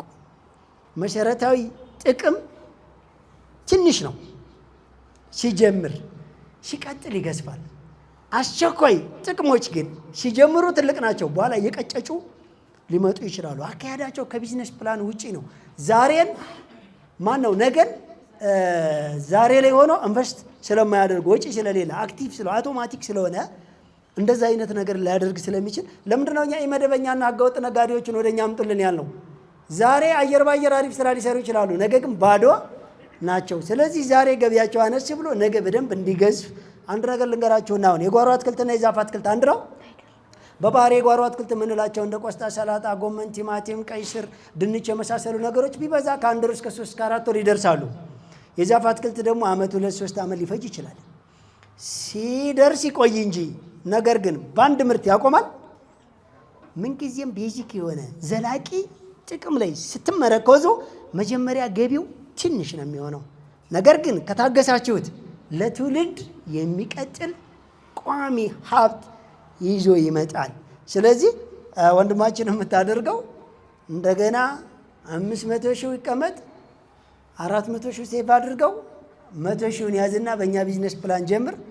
በ2 ዓመት የማይነቃነቅ የማያጨልም ግራ የማያጋባ ዘላቂ የሆነ ቆንጆ ቢዝነስ መገንባት ይቻላለች።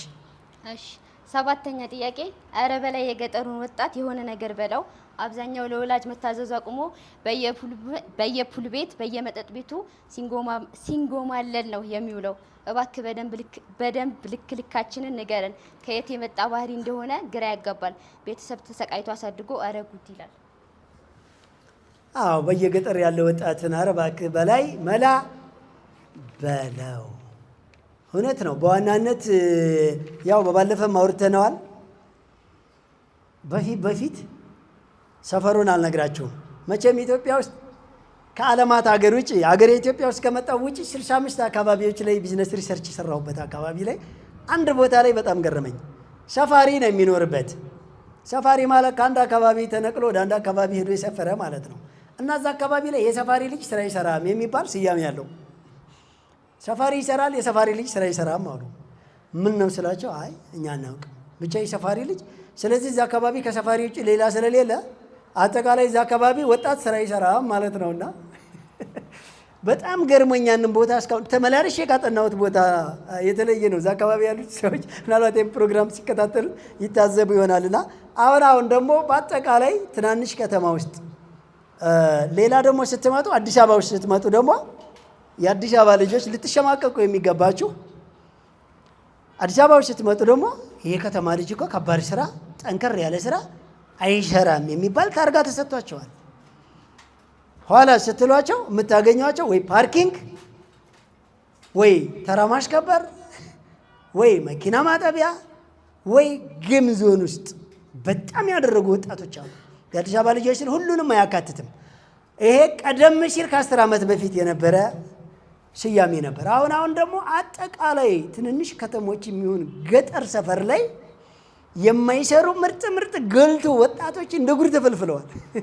ስራ አይሰሩም። አሁን ስራ ለመስራት እርፍና እርድና ማወቅ ምናምን ሆኗል ማለት ነው። ሁሉም ለስደትና ለሌብነትና ለሽብር ነው የተዘጋጀው። ገብቷቸዋል።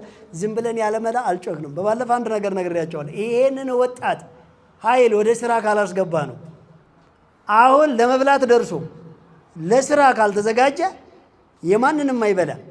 ያለውን ነጥቆ መብላት ይጀምራል። ይችን ሀገር ወደ ዱቄት ነው የሚቀይራል። በምንም አይነት ነገር ልጠብቀው አትችልም። ኑሮ ውድነት ከዚህ በላይ ገና 10 እጥፍ በ2 ዓመት ሊጨምር ይችላል። እንደዚህ ዝም ካል ነው ማለት ማንም አንዳች ኃይል ሊያስቆም አይችልም። ብትበደር ብትለቃ ምን ብታረግ የሚበላ ዜጋ እያለ የሚመረት ምርት ከሌለ ሂሳቡን መስራት ከጠፋብህ እውነትም የማይም ነን ማለት ነው። አሁን አብዛኛው ምርት ከውጭ ነው እየገባ ያለው፣ አምራች የለንም። ስለዚህ ለዚህ ቀጭንና ቀላሉ መፍትሄ አንድ ነገር ስነግራችሁ ሁላችሁም ይህንን ፕሮግራም ለእያንዳንዱ አካል ሼር በማድረግ ሊሆን ይችላል፣ ኮንታክት ማድረግ ሊሆን ይችላል። መጀመሪያ ቤተሰቤ ይህንን ይስማልኝ የሚል ሰው እሱ ራሱ ይስማና ይጀምር። ገብታችኋል አይደለ? እኛ ግን ያልነው ምናልባት እንደ ሌጋሊቲ አካሄድ ካለ ለየሁሉም መስሪያ ቤት ልንሰጥ ነው። በቂ የሆነ ፕሮፖዛል አዘጋጅተናል። ሁሉም መስሪያ ቤቶች ልክ እንደ አዲስ ፖሊሲ የሚሊዮነሮችን መንገድ ፕሮግራም መከታተል አስገዳጅ ነው ማለት ያስፈልጋል። አያስፈልገውም? ያስፈልገዋል። ክፍያ የለውም። ስራ ቦታቸው ሄደን በነፃ ነው የምናየው። በቴሌቪዥን የአየር ሰዓት የኛ ድርጅት ነው የሚሸፍነው። አዳራሽ ራሳችንን የምንከራየው፣ ሻይ ቡና ራሳችንን የምንከፍለው። እንግዲህ እስካሁን ድረስ ከመጣችሁበት ቦታ የሚያደርስና የሚመልስ ባስ ብቻ መከራየት ነው የቀረን፣ ወይም ገዝቶ ማሰማራት። ሌላ ምንም የቀረ ነገር የለም። እስከ 2 ዓመት ሚሊዮነር እስከሚሆን ድረስ እንከታተልለታለን። ቢዝነስ ፕላን በነፃ እንሰጠዋለን። ሚሊዮነር እስከሚሆን ከጎኑ ነን። ምንም ነገር አያወጣም እንዴ! ይህን ትውልድ እኮ ወደ ስራ ለማስገባት በአነስተኛና ጥቃቅን ኢንተርፕራይዝ በየአመቱ በቢሊዮን ብር ይመደባል። ገብቷቸዋል አይደል? ከሊዝ ነፃ ብዙ መሬት ተዘጋጅቷል። ብዙ ኮንቲነር ተዘጋጅቷል። ብዙ ሼር ተሰርቷል።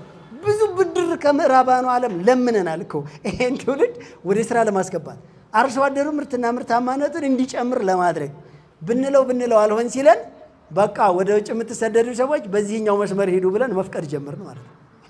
ማለትም አላማችን መሰደድ ብቻ ስለሆነ ማለት ነው።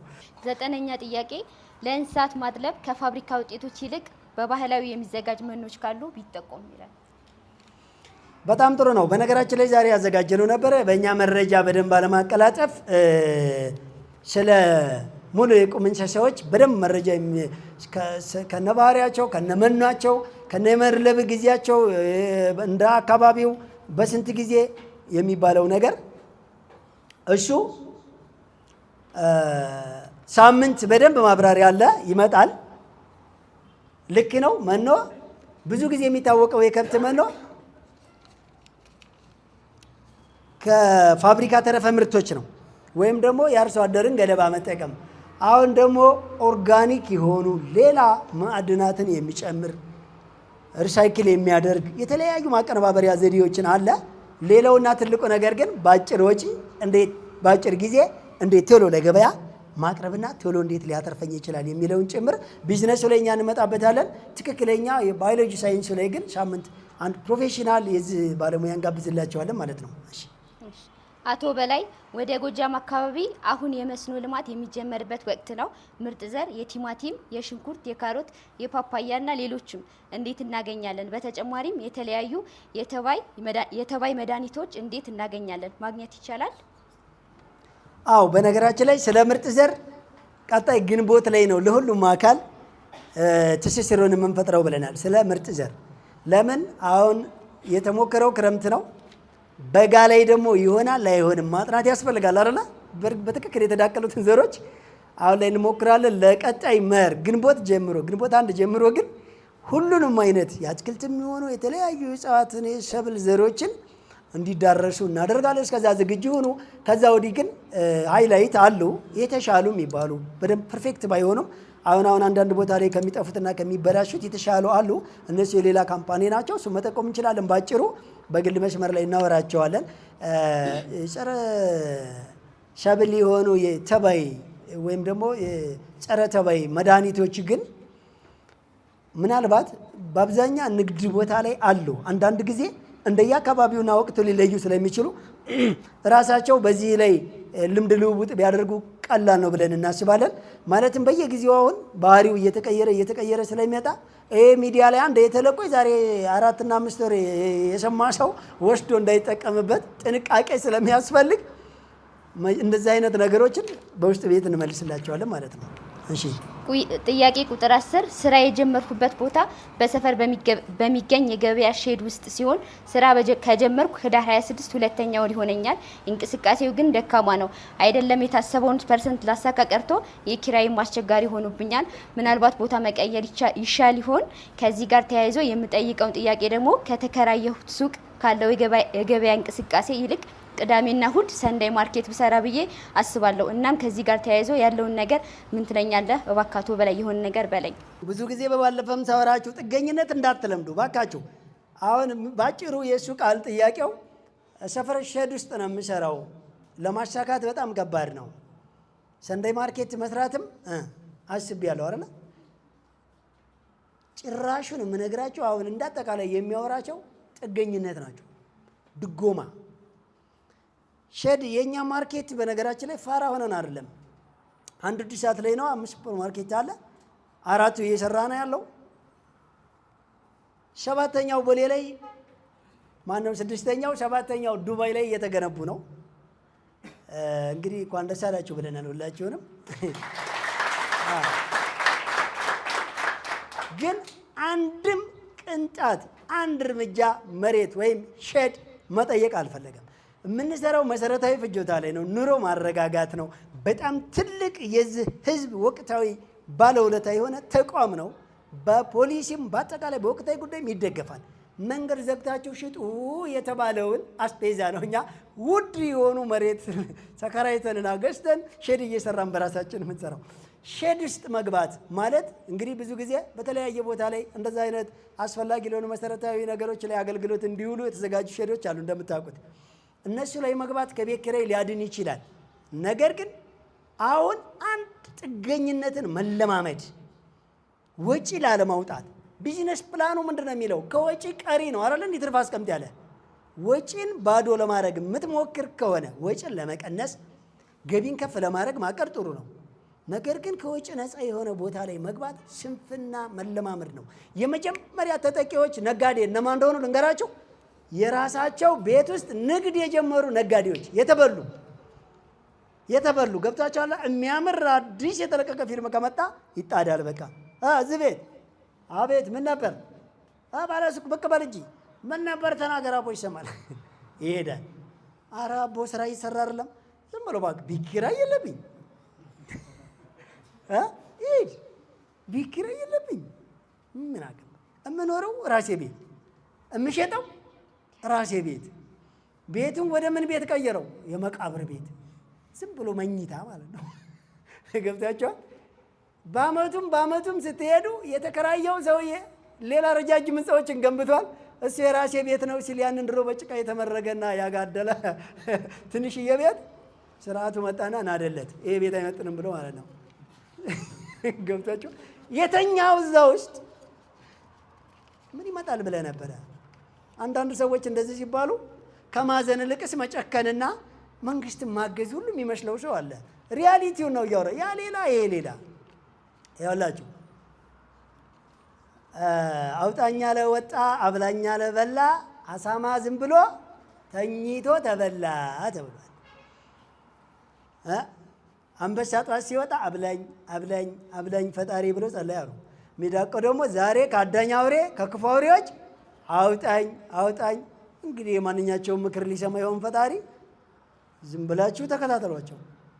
ተያዩ፣ ፊት ለፊት ተፋጠጡ አንበሳና ሚዳቆ። አንበሳም አብላኝ ፈጣሪ ብሎ ጸለየዋል። ሚዳቆም አውጣኝ ፈጣሪ ብላለች።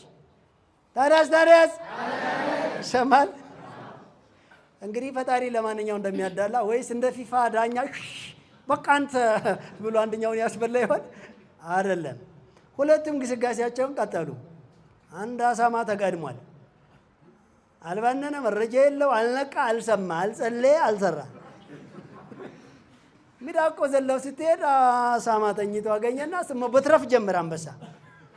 ሚዳቆም በቅዷ መሰረት አመለጠች፣ አንበሳም በቅዱ መሰረት በላ። እሺ ተሳካላቸው። አንዳንድ ሰው ሲተርክ እንዲህ ይላል፣ የአንዱ አዳር ካልጠፋ የአንዱ አዳር አይለማም። አረባክ አንዱን አጥፍተህ ነው አንዱ የሚለማው ብሎ ነገር የለም። የዛም ይለማል የዚህም ይለማል። ከተኛ ግን ይጠፋል ያንተ ሰው። ለማንኛውም ግን ጥገኝነት የሚባል ነገር አትርመዱ። የምን ጥገኝነት ነው? በቃ ራስህ ቦታ ላይ ራስህ ቤት ላይ እዛው ተከራይተህ ሸድንካ አልፈልግም በል። ባንክ ብድር ውሰድ አልፈልግም። ከውጭ እህት ትላክልህ ከአረብ ሀገር አልፈልግም። አጎትህ ከአሜሪካ ከአውሮፓ ይደውል አልፈልግም። እሱ እኮ ስፔንን ለመሻገር ስንት ጊዜ ባጣና ጎርኑ ተጣሟል። በሊቢያ ስንት ጊዜ ተቀጥቅጧል። ዲቪ ወጣልኝ ብሎ እኮ ስንት ጊዜ ተደብድቧል። በቅየት ወጣ አልወጣ ተመታ አልተመታ ገብታችኋል አይደል? እዛ ሄዶ እሱ የሰው ምርጥ አህያ ሆኖ አንተ ከሱ ለመቀበል አትሞክር። አልፈልግ እምቢ በል። መቀበል አትልመድ። ሸድ ውሰድ እምቢ። መንገድ ዘግተህ ሽጥ እምቢ። መደበኛ ነን ከመደብ በነፃ እምቢ። ከውጭ ይላክልህ እምቢ። ብድር ይዘጋጅልህ እምቢ በል። በራሴ ሰርቼ በራሴ እለወጣለሁ። የዛን ጊዜ ሃይ ሰልፍ ኮንፊደንስ ሞራልህ በተፈጥሮ የሚገርመው ረቂቅ አእምሮ መስራት አሁን ጀመረ። አንተ ሚሊዮነር ነው። ምድራዊ ኃይል አያስቆምም። በላይ አትክልትና አስቤዛ ነው ሄደው 1500 ብር እጁ ላይ እያለ ሀያላኖቹ ሀገር ላይ የመሄድ እድሉን ሄዶ መቅረትን አልመረጠም። ተመልሶ ነው የመጣው። በ1500 ብር ቢዝነስ ሊጀምር ማለት ነው። ተሳካል። አሁን አውሮፓ የእኛ ምሳና ቁርስ መብሊያ እንጂ መሰደጃና መሸቃ አይደለም።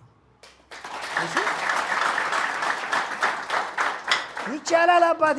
እሺ ስለዚህ ሸሪውን ሱፐር ማርኬቱንም ሁሉንም ተወና ውጣና ከ100 ሺህ ብር በታች ባለ ካፒታል በትንሽ የሱቅ ተከራይና የእኛን ስልጠና ተከታተል። በሁለት ሚሊዮነር ትሆናለህ። መልሱ ነው። ጥያቄ ቁጥር 11 የገበያ ትስስሩን በተመለከተ ወደ ገጠር እንዴት ነው? ብዛት ሰልጣኝ ስለማይኖር ቢሰሙ ግን በቀጥታ በቀላሉ ይቀይሩበታል። ለማድረስ ልዩ የታሰበ ነገር ይኖር ይሆን? ይሄ ገበያ ትስስር በየጊዜው ይጠይቃል። እኔ እንደነገርኳችሁ አሁንም በሂደት በዚያው አጋጣሚ በሂደት እያንዳንዱ ሰው ጋር እየደረሰ ነው ያለው። ስለ ግብይት ትስስር በውስጥ ቤት ይሄ ነው ድርሻዬ፣ በዚህ አካባቢ በዚህ ሎኬሽን ላይ ያለውን ላክልን በሉ። ትስስር እየላክን ነው። እሺ ራዲየስ እያካለልን በየአካባቢያቸው ያሉትን የሚሊዮነሮች ሰልጣኞች አድሪስ ሸር እያደረግን ያለ ነው። ሙሉ ሶሻል ሚዲያው ላይ የሚያለቀቅ ነው። በደንብ ልቀት ተብሎ ዳታው እጃችን ላይ ለማስገባት እየተቆራረጠብን ነው። አብዛኛው ሰው በደንብ በፊት የላከውን ዳታ ስናይ ወይ አድራሻ ወይ ቢዝነስ ማነው ወይ ዘርፍ ወይ አድራሻ ወይ ካፒታል ይቀይርና መልቀሙ በጣም እያቆየን ስለሆነ ነው። ለማንኛውም አብዛኞቻችሁ እንደዚህ አይነት ጥያቄ ሲጠይቁ አድራሻችሁን እያስቀመጣችሁልን እዛ አካባቢ ያሉትን በቀላሉ እያዳረስን እንሄዳለን። እሺ ጥያቄ ቁጥር 12 አሁን በጦርነት አካባቢ ያለን ሰዎች ከቢዝነስ ፕላኑ ጋር እንዴት እንሂድ? ነገሮች እየተለዋወጡ አስቸገሩን እኮ ይላል። በጣም ጥሩ።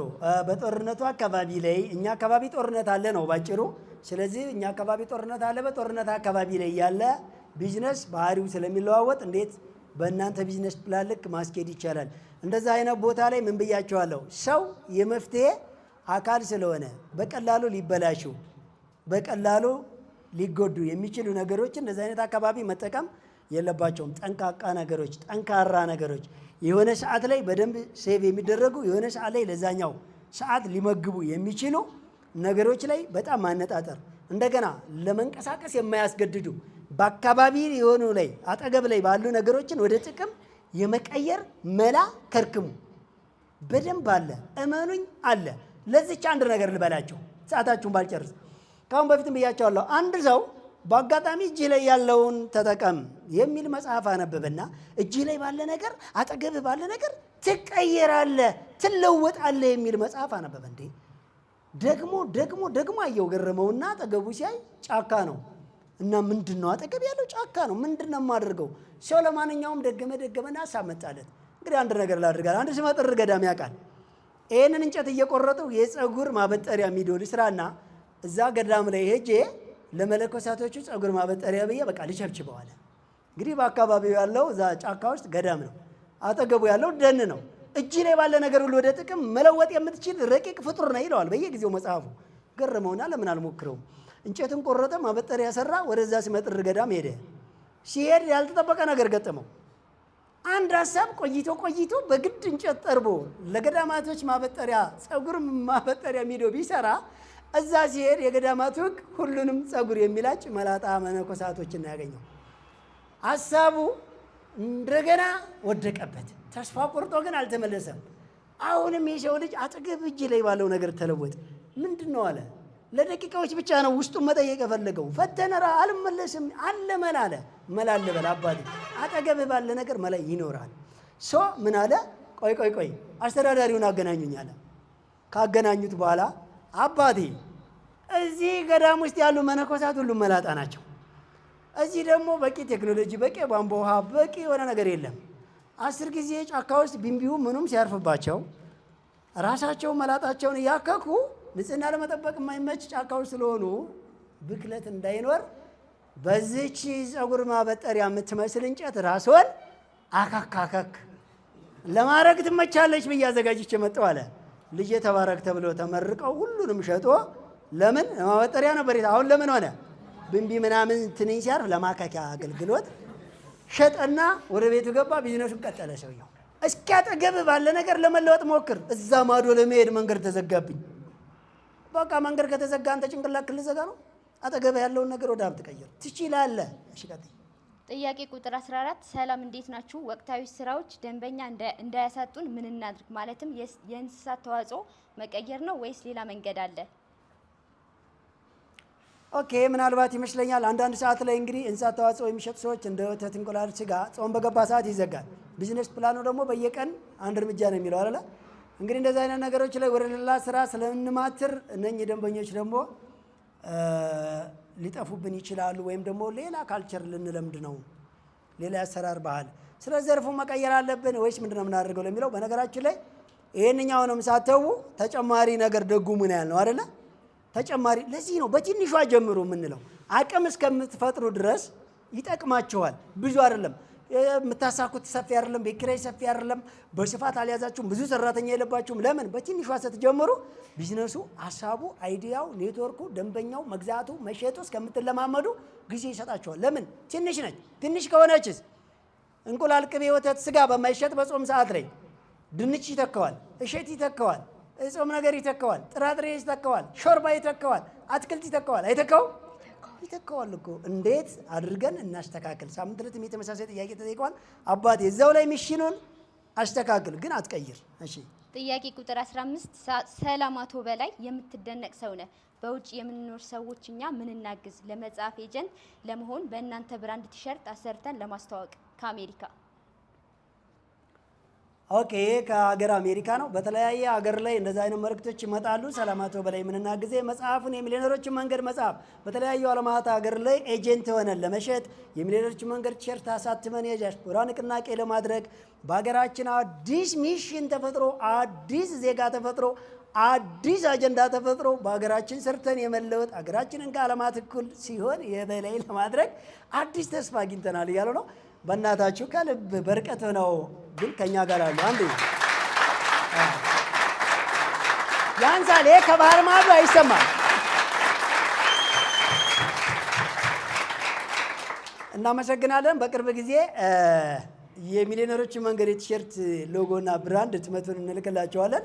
የመጽሐፍ ኤጀንት ለመሆን ምዝገባ ከጀመርን ስለቆየን እዚህም ያላቸው መመዝገብ ትችላላችሁ ብለናል። በዲስካውንት ነው የምትቀበሉት፣ አትርፋችሁ ነው የምትሸጡት። የእናንተ ሞራል ማህበረሰብን ማገልገል ከሆነ ደግሞ ያለ ትርፍም መሸጥ ትችላላችሁ ወስዳችሁ። መጽሐፉ ግን ትርፍ ላይ ያዝበት ይችላል እንጂ በነፃ አይታደልም። ማለትም በሚሊየንስ ነው ዋጋው ማለት ነው። ብዙ ስለሆነ እንዳለ በጣም ብዙ ሚሊየን ህዝብ ስለሆነ የሚጠይቀው የግድ ወደ ገንዘብ መሸጡ አይቀርም ማለት ነው። ስለዚህ ሁላችሁም መመዝገብ ትችላላችሁ። እናመሰግናለን። በርቀት ላላችሁ ሰዎች በሰዓቱ ሁሉንም ነገር እንልካለን፣ ታግዙናላችሁ ማለት ነው። የሚያግዙን ለህዝብ ማድረስ እንጂ ፋይናንስ የሚባል ነገር መታገዝ አንፈልግም። ግልጽ ነው አይደለ? በጣም ብዙ ሰዎች በውስጥ ቤት ለምን ጎፈንድሜ አይኖርም?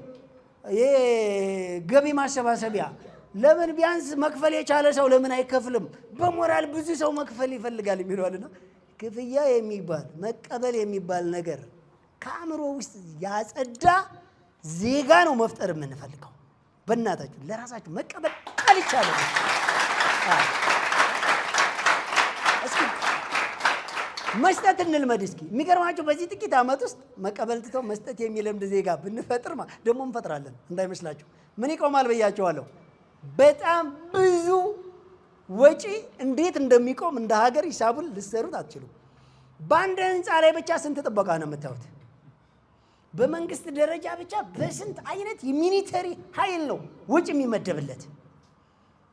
በእያንዳንዱ በር ላይ ስንት ሴኩሪቲ ካሜራ አለ? ይሄ ሁሉ እኮ ለሌባ መጠበቂያ ነው አይደለም? ነው እኮ አይደል? እርስ በርስ ለመናጠቅ የሚደረግ ሽኩቻ ነው አይደል እንዴ? አገር ወጪን እያስወጣን ያለው ያ እኮ ነው። በጣም ብዙ ከምጠቀሰው በላይ ወጪ፣ ትኩረት፣ ጊዜ፣ ስጋት ኢኮኖሚውን አበላሽቶታል። ተቀባይና ነጣቂ ይኸውላችሁ። አሁን ትውልድ ከተሳካለት መለመን፣ ካልተሳካለት ሃንግ የሚል ሞልቷል አልሞላም? ይሄ በየመንገድ ሁሉ ዳቦ ግዛ የሚል እኮ አሁን እምቢ ካልከው ዝም ነው የሚለው። አደግ ካለ በኋላ ድንገት በረን ይበረግደዋል። ስለዚህ እሱን ወደ ስራ ሸው ማስገባት አለብን ነው እያልኳቸው ያለሁት። ለዛም ነው የሚሊዮነሮች መንገድ እንዴት እንደሚስፋፋ አግዙን እንጂ ህዝብ እንዴት እንደሚማርና እኛ እንዴት አግዘ ነው ሀብታም እንደሚሆን ብቻ አግዙን እንጂ ሌላ ምንም አይነት የጥቅም እገዛ አሁንም አቋማችን ነው፣ አንፈልግም። እሺ ቀጥይ። ጥያቄ ቁጥር 16 ጤና ይስጥልኝ፣ የሁለተኛ ዙር ሰልጣኝ ነኝ። ሆኖም የተሰማራሁት ዘርፍ ሽመና ስራ ላይ ነው። ነገር ግን ይህ ዘርፍ በቢዝነስ ፕላኑ መሰረት እኩል ለመሄድ ስራውን ወዴት ማሳደግ እችላለሁ? ቢብራራልኝ።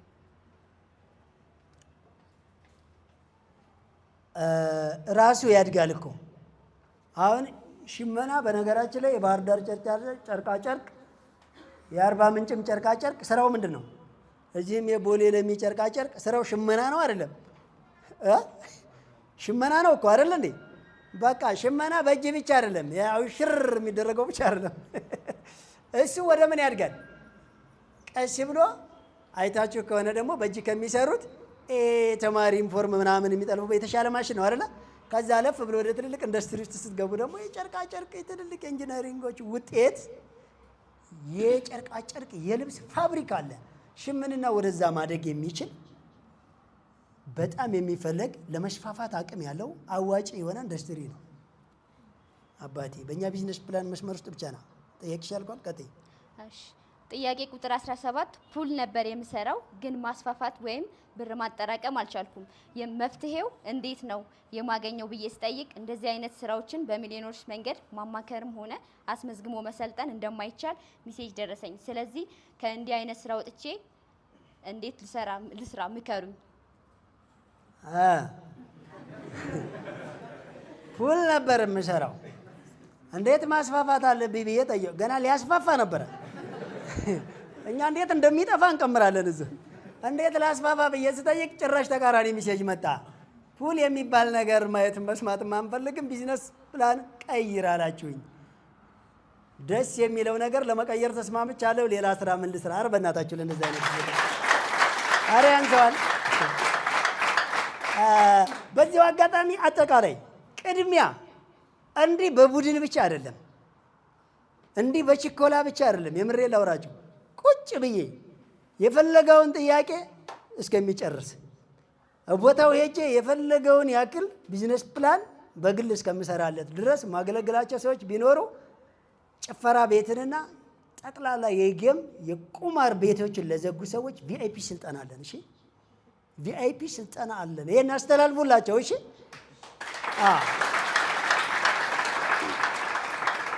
በአጠቃላይ ሙሉ በጫት፣ በአልኮል፣ በጭፈራ ቤት፣ በፑል፣ በጌም ዞን፣ በኦንላይን ቨርቹዋል የሚባል ቁማር ላይ የተሰማሩ ሁሉም ሰዎች ሙሉ በሙሉ እኛ እስከምናይ ድረስ ዘግተውት እስኪ ያንተን ቢዝነስ ፕላን እንዴት አድርገህ እንደምታግዘኝ፣ እንዴት እንደምትሰራልኝ፣ እንዴት ሀብታም እንደምታደርገኝ በል ይኸው በመረጃ ላለን ሰው የተለየ ስልጠና፣ የተለየ ገዛ፣ የተለየ ክትትል ለማድረግ በደንብ ቃል እየገባ ነው። አድርሶላቸው አሁንም ማለት ነው። ወደፊት ደግሞ ጭራሽ ጫት አምራቹ ገበሬ ጋር ምርጥ ዘር ይዘንለት እንዘምታለን። ከድረ ገጽ እንጠፋለን። እሺ ጥያቄ ቁጥር 18 ሰላም እንዴት ናችሁ? ጥያቄ ነበረኝ። እኛ አካባቢ የዚህ ቢዝነስ ፕላን ሰልጣኝ የለም። ስለዚህ ቼክ ማሳተሙ ምን ጥቅም አለው ወይስ ግዴታ ነው? ቢብራራልኝ አመሰግናለሁ። በነገራችን ላይ እኛ አካባቢ የሚሊዮነሮች መንገድ ስልጠና የለም የምትሉ በሚሊየንስ ካለ ሰው ውስጥ ገና አልፎ ናቸው የእኛ ሰልጣኞች ያሉት። እናንተን እንዴት ማብዛትና እንዴት ማገናኘት እንዳለብን ነው እየጣርን ያለ ነው። ሌላ በዚሁ አጋጣሚ ስለ ቼክ ተነሳ። ቼክ የምታሳትሙ ሰዎች በሚሊዮነሮች መንገድ የተመዘገባችሁበትን አካውንት አታችመንት እንድታስገቡት እንጂ አንድ ጋር በሚሴጁ ላይ ራሱ የሚሊዮነሮች መንገድ የከፈታችሁት የሴቪንግ አካውንት ቼክ አይከፍትም። ገብቷቸዋል አይደለ? በሚሊዮነሮች መንገድ የጸደይ ባንክ ወይም ኦሮሚያ ኢንተርናሽናል ተብሎ የሚጠራው ባንክ አካውንት የከፈታችሁ ሰዎች አሁንም ወደፊት የምትከፍቱ ይሰማል አይደለ? እናንተ በዛ በፊት በከፈታችሁት አካውንት ቼክ አይከፈትም። የቼክ አካውንት ራሱን ችሎ ከረንት ይልና ሌላ የቼክ አካውንት አለው። ነገር ግን የሚሊዮነሮች መንገድ ሰልጣኝ እንደሆናችሁ ተናገሩና በዛ ፋይል አዲስ የቼክ አካውንት ለብቻው ተከፍቱና ወደኛ ስትልኩ ግን የቼኩን አካውንትና የበፊቱን ከወለድ ነፃ የከፈታችሁትን አካውንት አንድ ጋር እያይዛችሁ ነው ወደኛ የምትልኩት። ግልጽ ነው አይደለ? የምትከፍቱትን በፊት በተመዘገባችሁበት ስልክ፣ ሌላኛው በፊት የተመዘገባችሁበት ስልክ የሰው ከሆነና ወደ ቼኩ ለማምጣት ካልተመቻችሁ በፊት በሚሊዮነሮች መንገድ በከፈትኩት አካውንት ላይ ቼክ ስጠን አትበሉ። ያ የተከፈተው ኖርማል አካውንት ነው፣ ይሄኛው የቼክ አካውንት ነው። ነገር ግን ያኛውን መክፈታቸውን ታሳያቸውና ከዛ ጋር ሊንክ ሊደረግ ይችላል በኮድ አንድ ስለሆነ። ነገር ግን ይሄ አዲስ አካውንት ነው፣ ሙሉ ፋይል እዛኛው ላይ ያላቸው። እንዳጠቃላይ ግን ይሄን የቼክ አካውንት ስትከፍቱ ይሄ ቼክ አካውንት ለመክፈት ግዴታ አይደለም። ለግብይት ትስስርና ካሽ ሲያጥራችሁ በቼክ ለመጠቃቀም ነው። የሚሊዮነሮች መንገድ ሰልጣኝ ነው። ለሚሊዮነሮች መንገድ ከሚሊዮነሮች መንገድ እርስ በርስ ለመገበያየት ወይም ደግሞ ለስርጭት ከመዘገብናቸው የፋብሪካ ባለቤቶች ወይም ኤጀንትና ትልልቅ አስመጭና አከፋፋይ ነጋዴዎች ጋር ወይም እርስ በርስ እንድትገናኙ ካሽ ሲያጥራችሁ ግማሹን ካሽ ወይም ማስተላልፋችሁ ግማሹን በቼክ እንድጽፉ የካሽ ሊሚት የካሽ ገደብ እንዳይዛችሁና እንቅስቃሴው እንዳይታወቅ እሱን እድል ለመጠቀም ነው የምትፈልጉት። ስለዚህ ካሽ ቼክ ልትከፍቱ ስትሄዱ ባጭሩ ግን የቼክ አካውንት አዲስ በበፊቱ ላይ ሊንክ ታደርጉና ግን ሌላ ነው የቼክ አካውንት ክሬት የሚያደርጉላችሁ ማለት ነው። የቼክ አካውንቱ ከተከፈተ በኋላ ከበፊቱ አካውንትና ስልክ ጋር አንድ ጋር ትልካላችሁ። ለማንኛውም ቼክ አካውንት ስከፍቱ ንግድ ፍቃድ ስለሚጠይቋችሁ በፊት ንግድ ፍቃዱ በእናንተ ስም ካልሆነ የተመዘገባችሁበት ስልክና ስም ከተለየ ይህ እኔ በዚህ ስልክና በዚህ ዘርፍ የተመዘገብኩ ሰውዬ ንግድ ፍቃዱ በዚህ ሰንበዲ ሰውዬ ስለሆነ ቼኩም የተከፈተልኝ በሱ ስም ነውና ብላችሁ ሪፖርት ታደርጉና አንድ ጋር እኛ ዳታ ላይ ትልቁታላችሁ። እኛ ለምሳሌ አሁን ንግድ ፍቃድ እኔ በአባቴ ቢሆን የተመዘገብኩት እኔ ብሆን ቼኩ የሌላ ሰው ስም ነው ብሎ የኛ ድርጅት ሪጀክት አያደርገም። ለምን አያይዛለሁ? የንግድ ፍቃዱ በባለቤት ወይም በአባቴ ወይም በቤቱ ባለቤት ነው። ስለዚህ ንግድ ፍቃዱ በሱ ስም ስለሆነ ቼክ ደግሞ በምንድን ነው የሚወጣው? በንግድ ፍቃድ። ስለዚህ በዚህ ሰውዬ ስለሆነ የወጣው ይህን ስምና ስልክ ከዚህ ቼክ አያይዙልኝና ሚሊዮነሮች መንገድ ላይ ይካተትልኝ የሚል ሚሴጅ ብቻ መጻፍ ነው የሚጠበቅባችሁ። ግልጽ ነው አይደል? ይሄ ነው የሚጠበቅባችሁ። ስትሄዱም ቼኩን አናውቀውም ለሚሉ ሰዎች የሚሊዮነሮች መንገድ አካውንት ከፍቻለሁ፣ ነገር ግን ከዛ ጋር ሊንክ አድርጉና አዲስ የቼክ አካውንት ክፈቱልኝ ነው እንጂ በዛ አካውንት ቼክ አምጡ አትበሏቸው። የሴቪንግ እና የቼክ አካውንት ይለያያል ማለት ነው። እሺ ቀጥይ። ጥያቄ ቁጥር 19 ጥያቄ ያለኝ ከጎንደር የሁለተኛ ዙር ተመዝጋቢ ነኝ። በየቀን አንድ ደንበኛ እንዴት ነው የሚጨምረው? ታዲያስ የሁላችሁም ጥያቄ ነው አይደለ? በየቀን አንድ ደንበኛ እኔ በሳምንትም አልጨመርኩ። በየቀን አንድ ዕቃና አንድ ደንበኛ ለትናንሽ ነጋዴዎች፣ በየቀን አንድ ዕቃና አንድ ደንበኛ የምንለው ለትልልቅ ነጋዴዎች ከሆነ በሳምንት ማድረግ ይቻላል ዕቃውን። ደንበኛውን ግን በየቀን አምራቾችም ከሆናችሁ ቢያንስ ከከበዳችሁ በ15 ቀን ልታደርጉ ትችሉ ይሆናል። ደንበኛውን ማነው እቃውን። ደንበኛውን ግን በየቀን እንዳረሱ። በቀን አንድ ደንበኛ መጨመር ማለት አንድ ጎረቤት፣ ሌላ ስልካቸው ላይ ያለ ኮንታክት፣ ሌላ የቅርብ የስጋ ዘመድ፣ የሃይማኖት ጓደኛ፣ የማህበራዊ ህይወት ጓደኛ፣ በቤት የሚቀርብ ጎረቤት፣ በስራ ቦታ ያለ ሊሆን ይችላል። ስልካቸው ላይ ያለ ተጽዕኖ ፈጣሪ የሚባለው ተጽዕኖ ክልል ላይ ያሉ የቅርብ ሰዎቻችሁ ሊሆኑ ይችላሉ።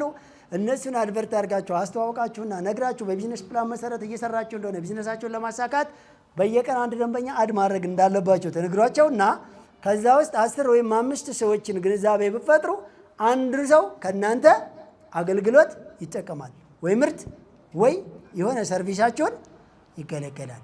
ጥያቄ ቁጥር 20 የሁለተኛ ዙር ሰልጣኝ ነኝ። ከጀመርኩ 3 ወር አልፎኛል። እንድታግዙኝ የምፈልገው ነገር አንድ ሀሳብ ነበረ።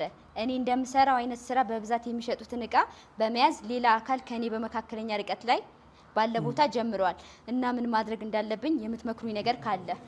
እድለኛ ነህ። ይኸውላችሁ ጸጥ ያለ ቦታ፣ ምንም ሱቅ የሌለበት ቦታ፣ ምንም አትክልት የሌለበት ቦታ፣ ምንም ልብስ የሌለበት፣ ምንም ጫማ የሌለበት፣ ምንም አይነት ህንፃ መሳሪያ የሌለበት ቦታ ብለህ ተደብቀህ እንዳከፍት። ምንም የሌለበት ጉድጓድ የሚቆፍር አሳማ ነው ለመተኛት እንዲመቸው ማለት ነው። አንተ ተወዳዳሪ ያለበት አጠገቡን ተወዳዳሪ ያለበት አልነገርኳቸውም? ነፃነት አትክልትና አስቤዛ ከኛ ጋር ወጥቶ ትንሽ ሲከፍት እኮ ዙሪያውን ሊወጡት ደርሰው ነበረ። ግን ከመዋጥ አምልጦ ግዙፉን የምስራቅ አፍሪካ ፕሮጀክት ትልልቁን የንግድ ማዕከል ከፍቶ በራሱ ሎጂስቲክ እያንቀሳቀሰ ነው ያለው። አይታችሁታል አይደል? ለምን? ተወዳዳሪዎች ስላሉ፣ ንቅት ስላለ። እስኪ ከጎና አንድ ሰው ሲከፍት ብትመቀኝ ይሻላል ወይስ መምጣቱ ጥሩ ነው? ለምን በለኝ። እሱ እስከ ምሽት ይሰራል፣ አንተም ታመሻታለህ። አሁን ጌም ዞን ሄደህ ድል ልታሰጣ ነበር። ኩላሊትህን ቁስል ልታጅ፣ ስትሰራ የዋልካትን ልትበዘበዝ፣ ጃምቦ አንገት ልታንቅ፣ ጠጅ ብርሌ ልትጋት፣ ጫት ልታላምጥ ሄደ ሌላ ቦታ ላይ አሉባልታ ልሰበስብ ነበረ። ያ ሰውዬ ደንበኞችን እንደዚህ ከምሽት ትሰራለህ። አንድ ማለዳ ዝፍዝፍ ብዬ አረፍዳለሁ ካልክ በጧት ሄደው እሱ ደጁን ጽድት ተከፍቷል። ማለዳ ተከፍታታለህ። ሄደ ስራ እያሳየ እኮ ነው። እንደገና ዝም ብዬ ቁጭ ብዬ ሶሻል ሚዲያ ላይ ጣዳለሁ ስትል እሱ ቆም ብሎ እገሌ እንደ ጠፋ ምንድን ነው እኛ ጋር ቅናሽ ነው ጋሽ ቶሎ ቶሎ መረጃ እየሸጠ ነው። ንቅት ብለህ ፊት ለፊት ላይ ትቆማለህ። ስልኩ ቁጭ ታደርጋለህ። እሱ ደጅኑ ያረበርባል፣ ምን ይላል፣ ያርከፈክፋል፣ ያጸዳል፣ ወይራ ያጨሳል፣ ቄጠማ ጎዝጉዞ ፏፍንት ዋርጓ አካባቢውን ዋው በመጣ የሚያስብል ፖስተር ለጥፎ ፊኛዎቹን ኳሶቹን ሰቃቅሎ፣ አትክልት ቤት ከሆነ ሙዞቹ ምናምን ሰቃቅሎ፣ ህንፃ መሳሪያ ከሆነ እንዳንዳንድ መጋዞች መሩሻዎችን አንጠልጥሎ እጅ ጓንቶችን ሰቅሎ ፏፍንት ዋርጎታል። አባቴ ዲኮር ምናምን ነው አበባዎቹ ምኑን እቃዎቹን አውጥቷል። ከዛስ አንተ ጋር ማን ሊመጣልህ ነው? አንተም ንቅት ብለህ ታወጣለህ። ወደነ ማታወጣው ጭር ቢልልህማ ትተኛለህ እኮ። ተኝተህ ነበረ፣ ቀሰቀሰ፣ አነቃ፣ አበረታ፣ አጎበዘ። እንዴ ለምንድን ነው ስንት ሱቅ እያለ ሾላ የምንሄደው? ደስ ስለሚል። ለምንድን ነው ስንት ሰው ይሄን ሁሉ ክረውድድ አቋርጦ መርካቶ የሚሄደው? የምፈልገው አይነት መደዳ ስላለ። አይተዋል አይደለ? ስለዚህ በቅርብ ርቀት በጣም ተወዳዳሪ ካለ እድለኛ ነህ አባቴ። ንቅት ብለህ አንተ ቢያንስ 3 እና 4 አይተሞችን ከዛ ሰውዬ ለየት አድርገህ ለመሸጥ ሞክር ማለት ነው። እሺ ሌላ የመጨረሻ ጥያቄ፣ እኔ አዲስ ነኝ። ጥያቄ ቢዝነስ ፕላኑ በስራ ቁጥር እየጨመረ ይሄዳል። አዎ፣ ግን እንደየቦታው አይለያይም? እንደየቦታው አይለያይም፣ እንደየስራውም አይለያይም። እንደየካፒታሉ ግን ይለያያል። እንደየቢዝነስ ፕላኑ ይለያያል። እንደ ካፒታሉ የተለያየው ቢዝነስ ፕላኑና ካፒታሉ ሊንክ ስላደረግ ነው። ለምን? በተለካበት ልክ መቅዘፍ ስላለበት። የሀብትን ብክነት ራዳር ውስጥ አስገብተን ለመቆጣጠር በካፒታል ልክ ቢዝነስ ፕላን መሰራት፣ በቢዝነስ ፕላን ልክ ቦነስ መምጣትና እድገት መመዝገብ ስላለበት ቦታ መቀየር የሚባል ነገር የለም። ለምን በሉኝ፣ አስፓልት ፊት ለፊት ያለ ሰው 100 ሺህ ሸጦ ከዋለ እናንተ ውስጥ ላይ 25 ሺህ ከሸጣችሁ ወጫችሁም በዚሁ ሌቭል ልክ ነው ሊመጣ የሚችለው። ስለዚህ ዋናው ጨዋታው ቦነሱ ላይ ነው አይደል? ቦነሱ ላይ የምታመጣውን ነገር በደንብ ላይ ሲጀመር መጀመሪያ ትልቅ ነገር አትጀምሩ የምንላቸው እኛ ለዚህ ነው። ይከብዳቸዋል። እንደየቦታው የሚለያየ ነገር የለም። ገንዘብ ሳይሆን ቦታ ሳይሆን የምትሰራው አንተና አንተ ናቸው። ጨርሰሻል? አንድ ጊዜ ወደ መጣችበት በክብር ሻኝልን ማለት ነው። ሞቅ አድርጋችሁ ቸፕ ቸፕ ቸፕ ቸፕ።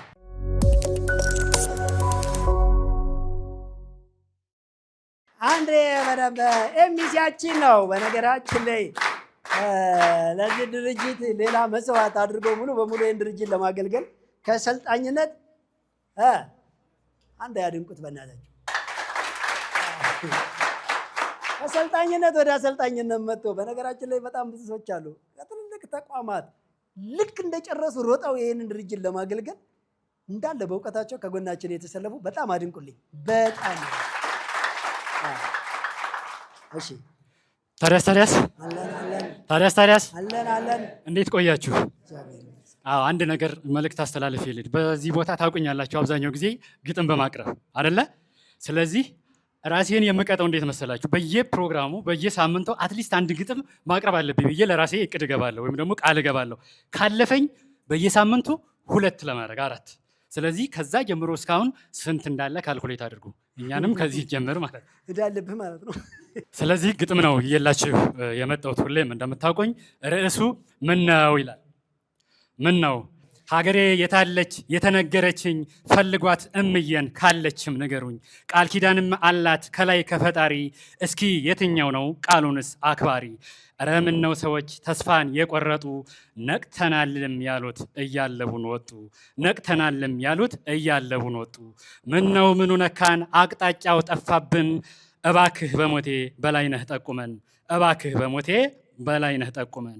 የማይጨበጠውን ሁሌም እየጋቱን የክፉ ቀን ደራሽ ፈጣሪ አንተ ሰጠን። በተግባር የኖርከውን ሚስጥሩን ንገረን።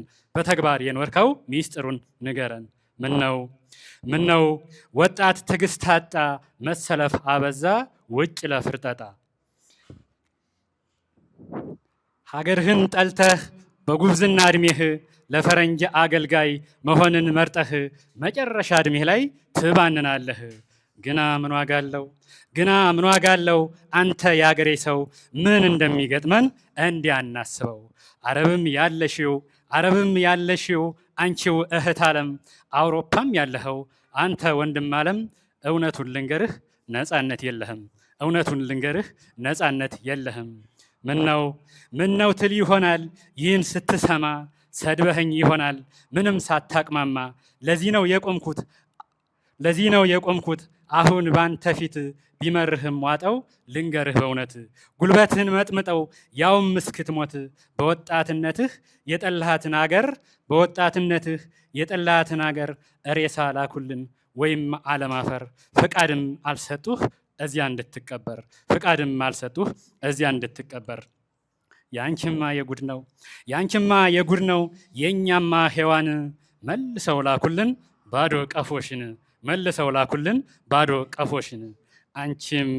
አንቺም ልባቲው ምን እንዳስነኩሽ እንጃ መታሽ ትወድቂያለሽ ልትሆኝ ማስፈረጃ። ሀገሬ ታማለች ሐኪም ፈልጋለች ዛሬ ልትታከም ጉዞ ጀምራለች። ከደጋጎች አንዱን በላይን አገኘች መሰደድን ሊያስቆም ጋውኑን አጠለቀ። ሀገሬ ቲቪ ላይ በላይነህ ደመቀ። አመሰግናለሁ። እግዚአብሔር ይስጥልኝ። እኔ እንኳን ሀሳብ ለመስጠት ነው። ቅድም ስታወራ ወይ ደግሞ ስታሰለጥነ ከሰማሁትና ኢምፕረስ ካረገ ሀሳብ ተነስቼ ሀሳብ ለመስጠት ነው። 2 ሰዎች አሉ፣ ሁለቱም ማደግ ይችላሉ። አንዱን ሳይጫን ያልከው እሱ ኮንሴፕት በጣም ነው የተመቸኝ። ምክንያቱም እንደምታውቀው ምድራችን ራሱ በካፒታሊዝም እና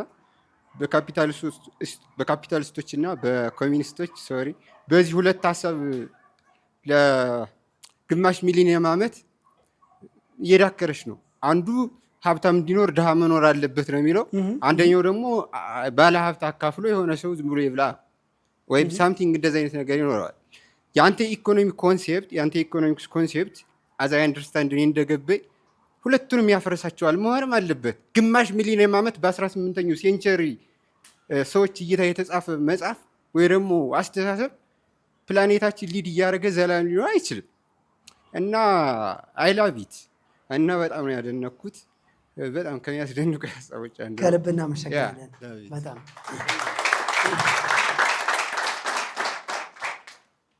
ቀጣይ ይሸጥልን ሻው ከመጣችሁ አይቀር የሆነ ነገር ምን በሉ ብለናል። የሆነ ነገር ይዛችሁ ይሄዱ። ከቻላችሁ ደግሞ የሆነ ነገር ስጡ። እንደዚህ የተረዳችሁትን ስታወጡ ድጋሚ ክለሻ ይሆንልናል። እንዴት የተረዳችሁ በመንገድ ከጎንም ላለ ሰው ተመልሶ ሚሞሪውን እንዲፈትሽ ያደርጋል። በነገራችን ላይ ትልቁ ጥንቃቄ ያው ብዙ ጊዜ የኛ ሰው ቤተ እምነት ስንሄድ ዝቅ ብለን ቅስማችን ተሰብሮ በደንብ አዳምጠን ፕሮሚስ ገብተን አይደለ ከንፈራችንን ስንመጥ ቆይተን እንሄድና ከተወሰነ ጊዜ በኋላ ከደማችን ውስጥ ይጸዳል እንደ መድኃኒት። የሶስተኛ ዙር ምዝገባ ከዛሬ ቀን ጀምሮ ተጀምሯል። እሺ የሶስተኛ ዙር በተለመደው በ0910808019 ላይ ኤምቲ ብሎ ሚሴጅ መላክ ብቻ ነው። ከዛሬ ቀን ጀምሮ ያለምንም ክፍያ ለ2 ዓመት ያክል ድርጅቱ ከጎናችሁ ሆኖ ለማገልገል ሚሊዮነር ሳትሆኑ ላይመለስ ከነ እውቀቱ ከነ ጊዜው ከነ ገንዘቡ ለእናንተ ቃል ገብቷል ማለት ነው። በየትኛውም አካባቢ ላይ ያለ ሰው ኤምቲ ብሎ ይመዝገብ። ካሁን በፊት በአንደኛው ወይም በሁለተኛው ዙር ኤምቲ ብሎ ተመዝግቧል። ኤቲ ያለ አቴንዳንስ ሲሞላ የቆየ ነገር ግን ስራ ያልጀመረ ሰው የመጨረሻውን የሶስተኛ ዙር ምዝገባ ቢያንስ በ100 ብር መጀመር አቅቷችሁ ነው ወይ? ዳይ ጀምሩ። የተለያየ ትልልቅ ቢዝነስ ያላችሁ ሰዎች አንዷን አይነት ዕቃም ቢሆን ኖሮ በሚሊዮነሮች መንገድ አስገቡና እሷን ዕቃ ብቻ ሪሳይክል አድርጓት ወጪውን ትርፉን ወደ ሌላ ሳታረጉ ራሱን እያባዛ ይሂድ። የነበረው ወጫችሁ እንዳለ ይሁን። ነገር ግን አሁንም አደራ የምንለው ስትመዘገቡ ሱቅ ጀመርኩ ብላ ዕቁብ አትግቡ ብለናል። ሚስት ስላገባ ልጅ ስለወለደ እድር ሮጠ መዝግቡኝ አትበል። እንደ ሽማግሌው ራሱ እድር አያስፈልገውም። በመጣውበት ቀኖች ያዩዋቸው ነገሮች በጣም ግሩምና አስደናቂ ከመሆናቸው የተነሳ በመጀመሪያ ለአቶ በላይ አትክልትና ፍራፍሬ እንደዚሁም ለትሬነራችን ለአቶ በላይ ምስጋና ከልብ አመሰግናለሁ።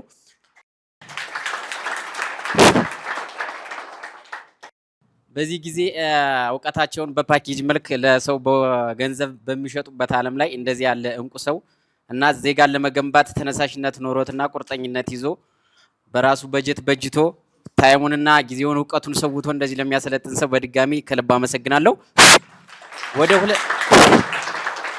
ወደ ሁለተኛ ጥያቄ ወይም ሀሳብ ለፈጠረብኝ ጥያቄ መነሻ ይሆነኛል ብዬ ያሰብኩትን ሀሳብ ስገልጸው በዚህ ምድር ላይ ወይም በዚህ ኢትዮጵያ ውስጥ በምንኖርበት ዓለም ላይ በአሁኑ ጊዜ በጣም የኑሮ ውድነት በበዛበት ዓለም ላይ ስታርቲንግ ካፒታላችን ከ100 ብር ጀምረን መነሳት እንችላለን ተብሎ እዚህ ስልጠና ወይም ትሬን ወይም ቢዝነስ ፕላን ላይ ተነድፎ አይቻለሁ። ይህን ቢዝነስ ፕላይ ስመለከተው ለምሳሌ ከሩቅ አገር ነው ብላ አንድ ልጃችን ወይም እህታችን ስታቀርበው ነበረ እና አንድ ሰውዬ ኮንስትራክሽን እቃዎችን ንግድ ከፍታለሁ ብሎ በ100 ብር ጀምረው ያዋጣኛል ብሎ እንደ ሀሳብ አቅርቧል እና እዚህ ሀሳብ ላይ በ500 ብርም ቢጀምር ያዋጣሃል የሚል መልስ ሲሰጥ ሰምቻለሁ። በዚህ ዓለም ላይ በሁለት አይነት ቢዝነስ ያሉ ሰዎች አሉ። አንደኛው በቢዝነስ ዓለሙ ሪዮት ዓለም ያሉት ሰዎች አሉ። ሁለተኛ ደግሞ ወደ ቢዝነስ ሪዮት ዓለም ልንገባ ነው ብለው ሀሳብ የነደፉ ሰዎች አሉ። ይህን ሰዓት በዚህ ጊዜ በቢዝነሱ ዓለም ላይ ያሉ ሰዎች እንዴት በ500 ብር ስራ ልንጀምር እንችላለን? በጣም ጥሩ። በነገራችን ላይ ይውላችሁ ይሄ ፍልስፍና ሳናጋንን አፍሪካ ውስጥ ቢዝነስ ፕላን የለም ብለናል። ማንም ድርጅት ማንም ፕሮጀክት ተውት፣ መንግስታት ራሱ ካለ ይዘውልኝ ይምጡ ብያለሁ። ወይም ይጥሩኝና ቢሮቸው እናስተያይ። ቢዝነስ ፕላን የለም ቀርቶ አይደለም። ይሄ ረቂቅ ትንሽዬ የሆነ ማይክሮ የሂሳብ ቀመር ተውትና አፍሪካን ዓለምን ያስደምማል። ይህ ልዩ የሂሳብ የካልኩሌት ውጤት የፊዚክስ ውጤት ነው እያንዳንዱ ፍልስፍና በነገራችን ላይ። ነገር ግን ፋይናንስ ላይ ማንም ትኩረት አላደረገውም። ኤሌክትሮኒክስ ላይ፣ ኢንጂነሪንጎች ላይ፣ ሻው ላይ፣ የተለያዩ ነገሮች ላይ ነው። ፋይናንስ ላይ ስናምጣው ግን ዓለምን የሚያጥለቀልቅ ልዩ ፓወር አለውና የብዙ ውሃን ጥብጣቦች ትልልቅ ግድብ ውሃዎች ይታገቱና ተርባይን እንዲያመነጩ የምናደርግባቸው ቅመም ቢዝነስን በዛ አይነት ሪሳይክል ሲስተም ብንጠቀም የቢዝነስ ፓወር ምን ያክል ሀብት ሊወልድ እንደሚችል አንድ ሰው ቢዝነስ ማለት እርሾ ነው። በነገራችን ላይ ቁጥር አንድ ሳክል የትም አትደርስም። ጥላንቁራሌዎች ለቅም የነበረ ሰው ነው ዛሬ ትልልቅ ኢንዱስትሪዎችን ያቋቋመው። ለምን? ሪሳይክል ሲስተም ቶሎ ቶሎ ወደ ገንዘብ የመቀየር አቅም ይኑር። ደፋር ሁን፣ ሰው ፊት ቁም፣ አገልግሎት ኦሪጂናል ይሁን፣ ሰው ይፈልገው፣ ሰው ጋር ድረስ፣ አትኮፈስ፣ ቆይ ነጋ አትበል፣ ትልቅ ገንዘብ አትፈልግ በጭራሽ። ትልቅ ገንዘብ የመፈለግ የመናፍስቱ ተጋላቢ መሆን ነው። ትልቅ ገንዘብ የምፈልግ ከሆነ አጋንንት ቤት ትገባለህ፣ ሌብነት ትገባለህ፣ ጣዖት ታመልካለህ፣ ትሰደዳለህ፣ ባህልክን ሃይማኖትን ሁሉ ትሸጣለህ፣ ወንድምህን ሁሉ ትገላለህ። ዓላማ ሌላ ነው የሚሆነው። የመጨረሻ ላይ የምዕራባውያኖች ተጠምዛዥ የሆነው ቁጭ ያለው ሀገራችን ትልልቁ ድርጅት የሚሆን ሀገራችን ገንዘብ ለስራ ማስኬጃ ያስፈልገኛል፣ ጥሩ ግን እንዴት እንፍጠር ሳይሆን እንዴት እንቀበል የሚለው ትልቅ ህዝባችንን ጭንቅላት ምጥጥ አድርጎ የበላ ይችን ነገር ስንነቃ ግን እንዴት ሀገራችን በቀላል እንደምትለወጥ ታያለ። ትልቅ በጀት የሚባል እንዳትጠብቁ፣ ጭራሽ ትልቅ በጀት አትጠብቁ። በፈለገ ትልቅ በጀት የሚጠብቅ ሰው ብድር ይበደራል። እኔ እኮ የሚገርመኝ 5 ህንፃ ያለው ሰው እዳ አለበት። ለምን 10 ለማድረግ የዛን ገቢ እየተቀበለ ሌላ እኮ 10 አይደለም እኮ። እኛ እኮ ልብ አድርጉ፣ ኪራይ ቤት እያለን ውብ ከተማ እኮ ዲዛይን አድርገናል። አንድ ቤት አይደለም ሀሳባችን፣ ቤት በነፃ ልንሰጥ። ቤት ነው እያወራኋቸው ያላችሁ ገብቶች። በእኛ እድሜ አስባችሁታል? ቀላል ነገር ነው። የቢዝነስ ሊንኩን መከተል ነው። የተለየ ነገር አለ እኔ ማመን አቅቶኛል። አንዳንድ ጊዜ ማለፍ ሲል እድሜ ለመሪ ጌታ የምትሉ ሰዎች ግልጽ እንዲሆንላችሁ ነው። የሂሳብ ካልኩል የሂሳብ ቀመርን ፊዚክስን አላምን ብለን እኮ አውሮፕላንን ሲፈጥሩ እኔ ቤት ሰይጣን አልሄድም ብለናል። ሌላውን ተውትና ንጉሱ መኪና ሲያስገቡ እኮ ከፒያሳ አካባቢ ብዙ ሰው ሸሽቷል አሉ፣ በሰይጣን እንዳይሄድ ማለት ነው። የፊዚክስን ውጤት ያልተቀበልን አሁን ደግሞ ተራ የሆነውን ቀመር ለመቀበል የምንገዳገር ሰዎች። ስለዚህ እጅ ላይ ባለው ነገር ሀብታም የመሆን እድልህ አንተ ብቻ ነው የምትወስነው። ሸው የሚባል ትልቅ ኃይል፣ ትልቅ ጸጋ፣ ትልቅ ተፈጥሮ፣ ቀመር፣ ሂሳብ የሚባል ካፒታል ሪሳይክል ሲስተም የሚባል አይታችሁታል። የ100 ብርን በ100% እስከ 2 ዓመት ስንሄድ 838 ሚሊዮን ሲደርስ እኛ ግን ከ4 ሚሊዮን እስከ 80 ሚሊዮን ስሩት። 5%ን እንኳን አሳኩት ነው ያለው። 95%ን እንኳን አሳኩ አላልናችሁ ማለት ነው። ሰው ለማንኛውም አላስረዝምባችሁ። ጭራሹንም እጃችሁ ላይ ካለ ገንዘብ ውጪ የሌላ ሻል ያለ ሞቅ ያለ ነገር የምትፈልጉ አሁን ከስብዕና ወጥታል። ከስብዕና ከወጣ ደግሞ መቼም እድሜ ልክን ስኬታማ አትሆንም። መቼም እጅ ላይ ያለውን ነገር ማባዛት እንደምትችል ቀመሩ እንዲገባ ነው ያወራን ያረዱ። ቴንኪው፣ አመሰግናለሁ። ስሜ መልካሙ እባላለሁ። በቅድሚያ እንደዚህ አይነት ሰዎችን በምድር ላይ ያብዛልን እላለሁ። አቶ በላይ በጣም ነው ከልብ የማመሰግነው። ቢዝነስ ሞዴሉ እኔ በጣም ነው ማለት በጣም ነው የገረመኝ። ከዚህ በኋላማ ያሉ ትውልዶች እድለኛ ናቸው ነው ያልኩ። ለምንድን ነው አኮርዲንግ ቱ አዳም ስሚዝ ኦር አርስቶትል የሚለው አኮርዲንግ ቱ በላይ ሞርዴ እንደሚል ነው እኔ ተስፋ ያደረኩኝ እና የኛም ሀገር ለካ እንደዚህ አይነት ተስፋ አላት የሚል ተስፋ ነው የሚሰነኩና በድጋሚ እንድታመሰግኑልኝ አቶ በላይ።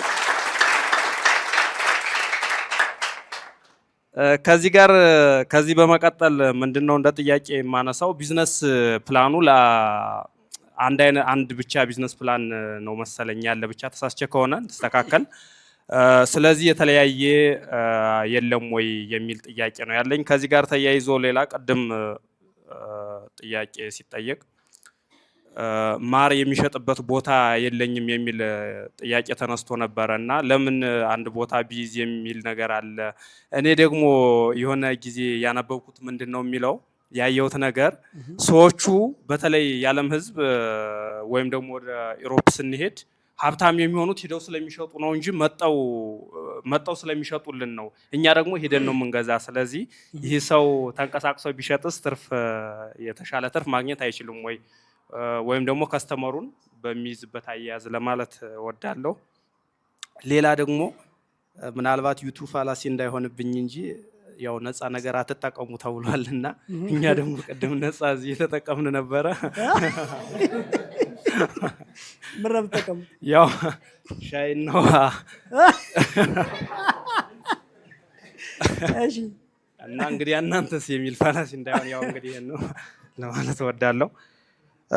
ሌላው ምንድነው የመጨረሻ ጥያቄ ነው።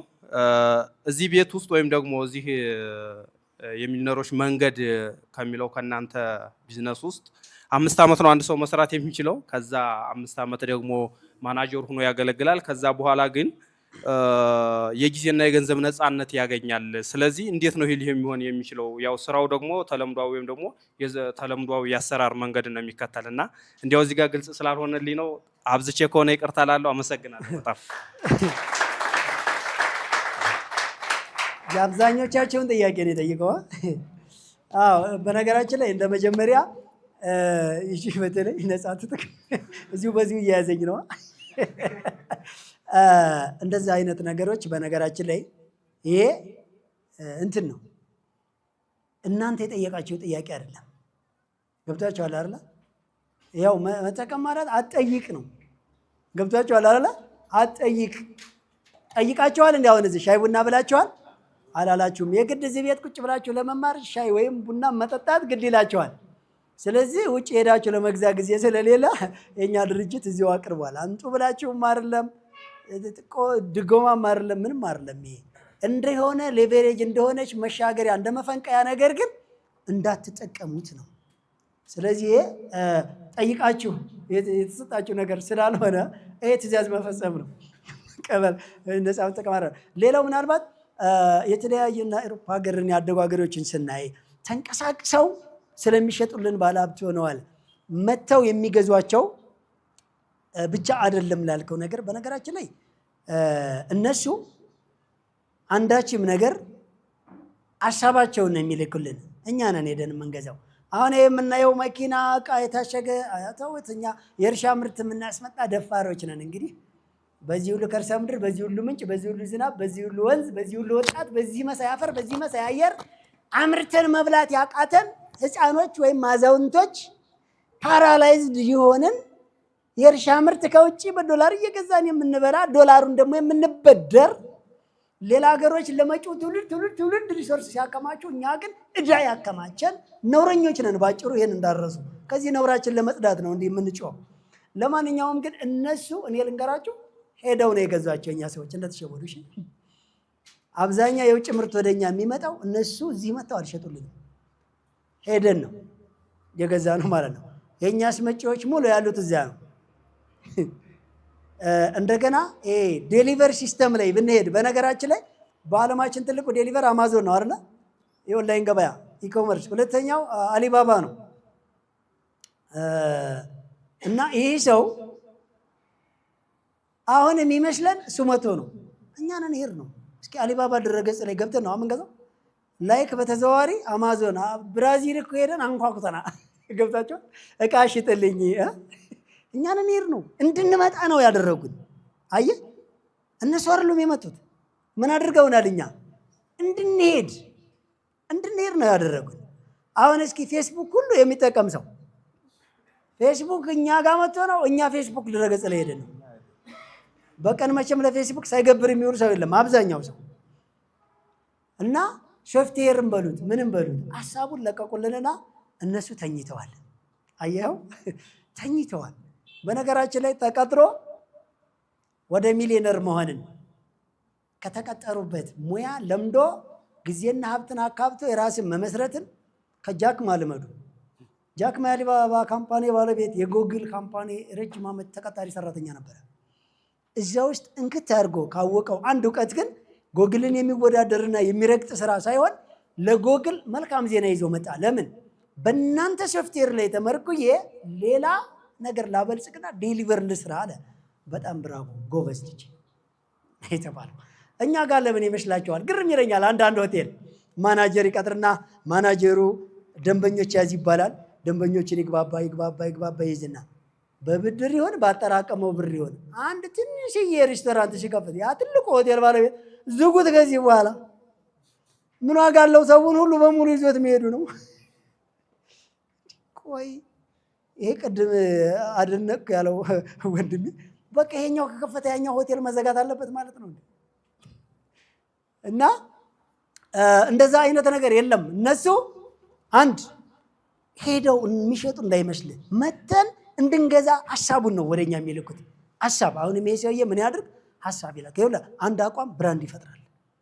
በነገራችን ላይ አንድ ሱቅ ውስጥ ሄዳችሁ ማር ከ2000 ከምገዙና መርመር ከሚለው ብሎክ ላይ ካለ ሰው 500 ብር ሲላችሁ ማንኛው ነው በደንብ የምገዙት? ይሄኛውን ሱቅ ያለውን አድራሻ ያለው ፈቃድ አለው ምን አለው ማሩ ችግር ቢኖርበት ነገ መተቁጭ ታደርጋለህ። ከዛ ገዝተህ ነው የምትሄደው። 4 እጥፍ ይሄኛው አትርፎባል። አያችሁ አይደል? ብዙ ሰዎች ለምንድን ነው ትልልቅ የገበያ ማዕከል ሄደው ቃለ መግዛት ድብር የሚላቸው? አሁን እኛ ጋር ሲመጡ 20-30 አይነት ገዝተው ጭራሽ አያዩትም፣ አይፈትሹም። የምሬን ነው የማወራቸው። ዝም ብለው አንገባው ነው የሚሄዱ። ለምን? ምንም ነገር ከጎደለ ነገ መተው ይወስዱታል። ደውለው ላክልን ይላሉ።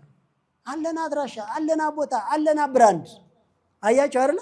ስለ ደረሰኝ ላውራቸው። አብዛኛችሁ ሰዎች በደረሰኝ እቃ ሲገዟቸው ወይም ሲሸጡላቸው ትክክል ነው፣ ቆይ ገቢዎች ልደውል፣ ሄሎ ይሄንን ደረሰኝ ቁጥር ይልኝ ትክክል ተመዝግቧል። እኛ ጋር ሲመጡ ሳይት ማድረግ አይፈልጉም። ለምን?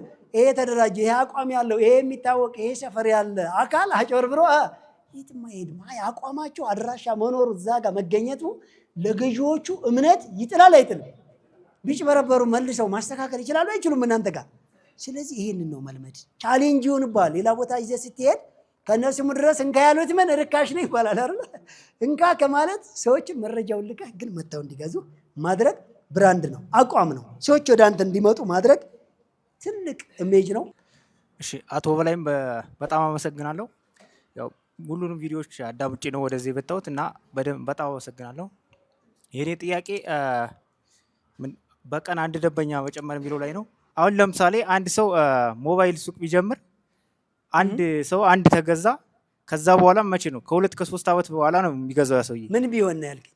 በቀን አንድ ደንበኛ መጨመር የሚለው ጋር ማለት ስልክ ቢሆን ምሳሌ አይደለ ወይ መኪና ቢሆን። ስለዚህ በቀን አንድ ደንበኛ ቶሎ አይሸጥም ቀጥል እኮ የሰውየውን አንድ ደንበኛ በቀን አንድ ቢጨምር አንድ ሰው የገዛው ሰውዬ ተበልሶ የሚመጣው ከ2 ከ3 ዓመት በኋላ ሊሆን ይችላል። ምክንያቱም ኦልሬዲ ገዝቷል። ስለዚህ ይህን እንዴት ነው ማስኬድ የምንችለው? ማለት ከዚህ የተሻለ መንገድ አለ ወይስ በቀን አንድ ጨመረ ማለት እኮ ያኛው ሰውዬ ገዝቶ ከ2 ዓመት በኋላ ሊመጣ ነው እና ይሄኛው እንዴት ነው ማመጣጥ የምንችለው የሚለውን ነው። እሺ አመሰግናለሁ። ምሳሌ ስልክ ቤትን ብንሄድ አይደለ እስከ 100 ሺህም 50 ሺህም የሚሸጥ እቃ አለ። 1 ሺህ የሚሸጠው 100ም ዞሮ እቃው በልቶ በማግስቱ አይመጣም አይደለ? ኤሌክትሮኒክስ ነው እንዳለው ልጁ ወይ በ3 ወር ወይ በ4 ወር ወይ በ5 ዓመት ነው የሚመጣው አይደለ? በነገራችን ላይ ግን ስልክ ቤት ስልክ ብቻ ነው የሚሸጠው። በአንድ ቀን የሚቃጠል ቻርጀር የለም። በ2 ቀን የሚበጠስ ኤርፎን የለም። በ5 ቀን የሚነጫጭ ወይም በ2 በ3 ወር የሚገጣጠፍ ግላስ የለም። ከበር የለም አለ አይደለ? ብዙ ነገሮች አሉ። ሲስተም ሲቆራረጥ ጥገና አለ። ብዙ አገልግሎት መስጠት አለ አይደለ? በጣም ብዙ እነሱን ምን ማድረግ ይቻላል? በየቀን ለጥቃቅኖቹ ደንበኛ ማድረግ። ጥቃቅን ደንበኛ የሆነ ሰው ነገ ስልኩ ያው እድሜ ለመገናኛ ወይ ይሰረቃል አይደል? ወይ ይሰበራል፣ ወይ ሌላ ገና የ6ኛ ክፍል ልጅ ግዛልኝ ብሎ ዛሬ ሁሉ ነገር በሶፍትዌር በአፕ ሆኗል። ለሱ ይመጣል፣ ይቀጥላል። ሌላ ምርት ፈላጊ እየበዛ ወይም ደግሞ ያኛው ዕቃ ሌላ ፋሽን እየመጣ ወይም ደግሞ እያለቀ ወይም ደግሞ እየተሻሻለ ብቻ ከጥቃቅኖቹ ጀምሮ እንደዚህ እያለ ሪሳይክል እየጨመረ ይሄዳል። ገብታችሁ አይደለ? ሲሆን ለማንኛውም ግን በየቀን እንግዲህ ዕቃ በየጊዜው ደንበኛ የምንይዝበት ትናንሽ ዕቃ አለ፣ ትልልቅም አለ። አንድ ህዝብ በጣም እየበዛ ነው። ሌላ ያኛው ፋሽን ያልፋል፣ ሌላ ያኛው ያልቃል፣ ሌላ ትንንሽ ነገሮች አሉ። ሶፋው ልብስ ይጠይቃል አይደለ? መጠገን አለበት፣ ራሱ ሙሉን መታደስ አለበት። ሌላ ትናንሽ እንትኖች፣ ሌላ ቴብሎች ያስፈልጉታል፣ ሌላ ፋሽን መጥቶ ሊሆን ይችላል። እንደዚህ እያለ ይቀጥላል። ብቻ እንዳጠቃላይ ግን በቀን አንድ ደንበኛ የሚባለውን ነገር ታርጌት ስናደርግ ተለቅ ያሉ ነገሮች ቆይተውም ደንበኛ ቢኖራቸው ችግር የለም። ለምሳሌ ስፔሻል ኬዝ የሚባሉ አሉ።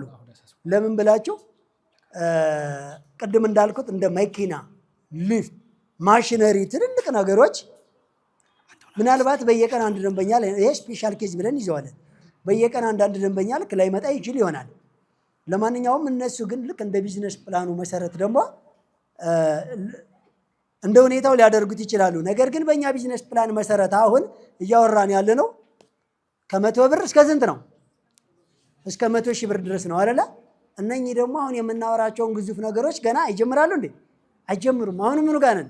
ታች ነን፣ ገና ትንንሹ ላይ ነን። ግልጽ ነው አይደለ? በኋላ ላይ እየበዛ እየሰፋ በሄደ ቁጥር ድርጅቱ ሲገዝፍና የምንሸጣቸው ማቴሪያሎች ግዙፍ ሲሆኑ እሱን ቀስ እያልን የምናረቀው ይሆናል። አሁን ላይ ግን ከ100 ሺህ ብር በታች ላለ ካፒታል ምንም አይነት ዕቃ ቢሆን በቀን አንድ ደንበኛ የሚባለው መርህ መለማመድ እጅግ በጣም ያስፈልገናል። ሌላ አንገብጋቢ አለ? እድሉ ስለተሰጠኝ አመሰግናለሁ። እኔ ጥያቄ አይደለም። ይህንን አሁን አንተ የቢዝነስ ፕላን የምትለውን መንገድ ባለማወቃችን ተጎድተናል። እኔ ከዛሬ 10 ዓመት ትንሽ ከኋላ ላሉት እንዲሰማ ይህንን አለማወቃችን ተጎድተናል ነው የምለው። ቢዝነስ ፕላኑ እኔ ለምሳሌ ከዛሬ 10 ዓመት በፊት ከዜሮ ተነስቼ አውቅ ነበር በንግድ ስራ እንደዚህ አትክልት በመሸጥ ምናምን ደብረ ዘይት ላይ እና የሆነ ሰዓት ትምህርት ለመማር ብዬ ከዛ ሀገር ተነስቼ ወደ ሌላ ሀገር ሄድኩ፣ ወደ ደብረ ብርሃን። እና እዛ ትምህርት ጨርሼ ስመጣ ወደ ቢዝነስ ሳይሆን የመጣሁት ወደ ቅጥር ነበር።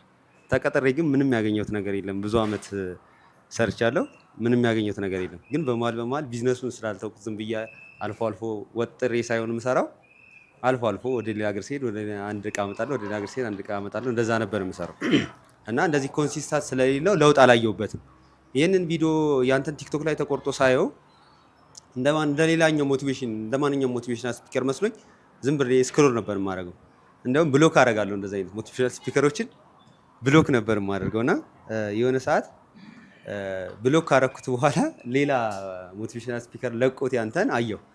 ደግሞ በሌላ መጡብህ። በሌላ አየሁ መያዛት እኮ ምንድነው አየሁና እስከዛሬ ከሰማሁት ለየት ያለ ነው። ሁሉም ሰው መለወጥ ይችላል። ያ አለ እኔ ጋር ካሁን በፊት ሞክሬ ተለውጬ አይቼዋለሁ። እና ብዙ አይነት ምክንያት ደርድሬ ትቼዋለሁ።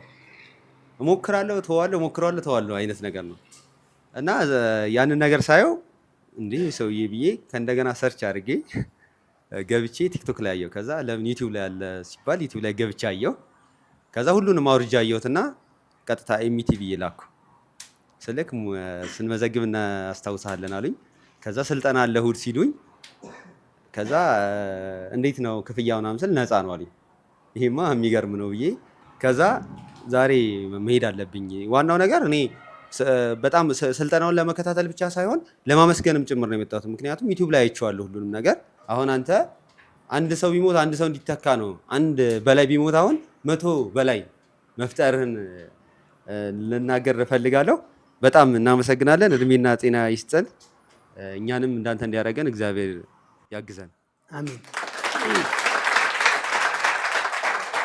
አዎ በነገራችን ላይ እንደውም 100 ብር ብቻ አይደለም ከዜሮ የሚጀምራል። እውነት ነው። በእርግጥ 100 ብር በአሁኑ ሰዓት ያው ቁጥር መቻል ስለማይቻል እንጂ ዜሮ ነው አይደል? እንደውም ብቻውን ይፈራል ብሏል እኮ አንዱ ዘመዳችን። 100 ብር አይደለም ስራ ሊሰራ በአሁኑ ሰዓት ብቻውን ይፈራል እየተባለ ነው አለ። ከማነሱና ከመርከሱ የተነሳ ላይክ የብር እንደዚህ ያድጋል ማለት ነው። እርሾ ነው የሚፈለገው። እና ይህንን ይመስላል። ምናልባት ቅድም እዚህ ጋር አንድ ወንድሜ ከጠየቀው ውስጥ ምናልባት በእርግጥ ሁለተኛ ቀኔ ነው አዲስ ነኝ ብለዋል። እና አንድ አይነት ይመስለኛል ቢዝነስ ፕላኑ አይደለ? እና ለምን አንድ አይነት ብቻ ነው? በነገራችን ላይ 14 ነው 14 ነው። እሺ ቢዝነስ ፕላኑ እንዳትረሱ አይደለ? 14 አይነት ነው። ከ100 ብር ጀምሮ እስከ 100 ሺህ ብር ድረስ ነው የሚሄደው። ስለዚህ 14 ነው። ግን አንዱ ቢዝነስ ፕላን 1800 የስራ አይነቶችን ጋይድ ማድረግ ይችላል ነው ያላቸው። ስለዚህ እንደየደረጃው 14ቶቹም 1800 ምናምን አይነት ስራ ጋይድ ማድረግ ይችላሉ። ይሄ ማለት ለእኔ ማንኛው ነው የሚሆነኝ እንዳትሉ፣ እዚህ መካከል ሁሉም በየፈለጋችሁ ደረጃ ነፃ ካርድ ወስዳችሁ ከሚሊዮነሮች መንገድ ከበላይ ሚዲያ በሀገሬ ቲቪ ሞር በላይ ሚዲያ ብላችሁ ዩቲዩብ ላይ ከሆነም በላይ አዳራሽ እንደዚህ ወሰነ ሜሽንስ 5ኛ ፎቅ ዘወትር እሑድ ከቀኑ 7 ሰዓት እስከ 9 ሰዓት ተኩል የሚተላለፈው መረጃ መታችሁ መካፈል በቀላሉ ትችላላችሁ። ለማንኛውም እንዳጠቃላይ እንግዲህ ምዝገባችን ከዛሬ ቀን ጀምሮ ይቀጥላል ማለት ነው። 0910 80 80 19 ደግማለሁ። 0910 80 80 19 በዚህ ስልክ ላይ ኤምቲ ብሎ መላክ ብቻ። በኢትዮ ቴሌኮም የወጣ ሲም ነው ለጊዜው እያስተናገድን ያለ ነው።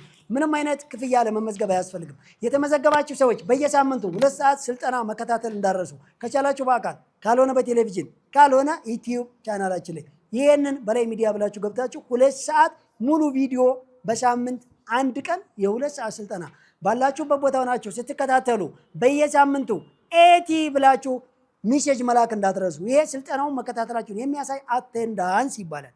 ኤቲ ብላችሁ በሳምንት አንድ ቀን ይላካል። ሌላ ወደ ስራ ግቡ ከመባላችሁ በፊት ኢንፎርሜሽን ላኩ ስትባሉ ስም፣ እድሜ፣ ጾታ፣ የስራው አይነት፣ መነሻ ካፒታልና አድራሻ ትልካላችሁ።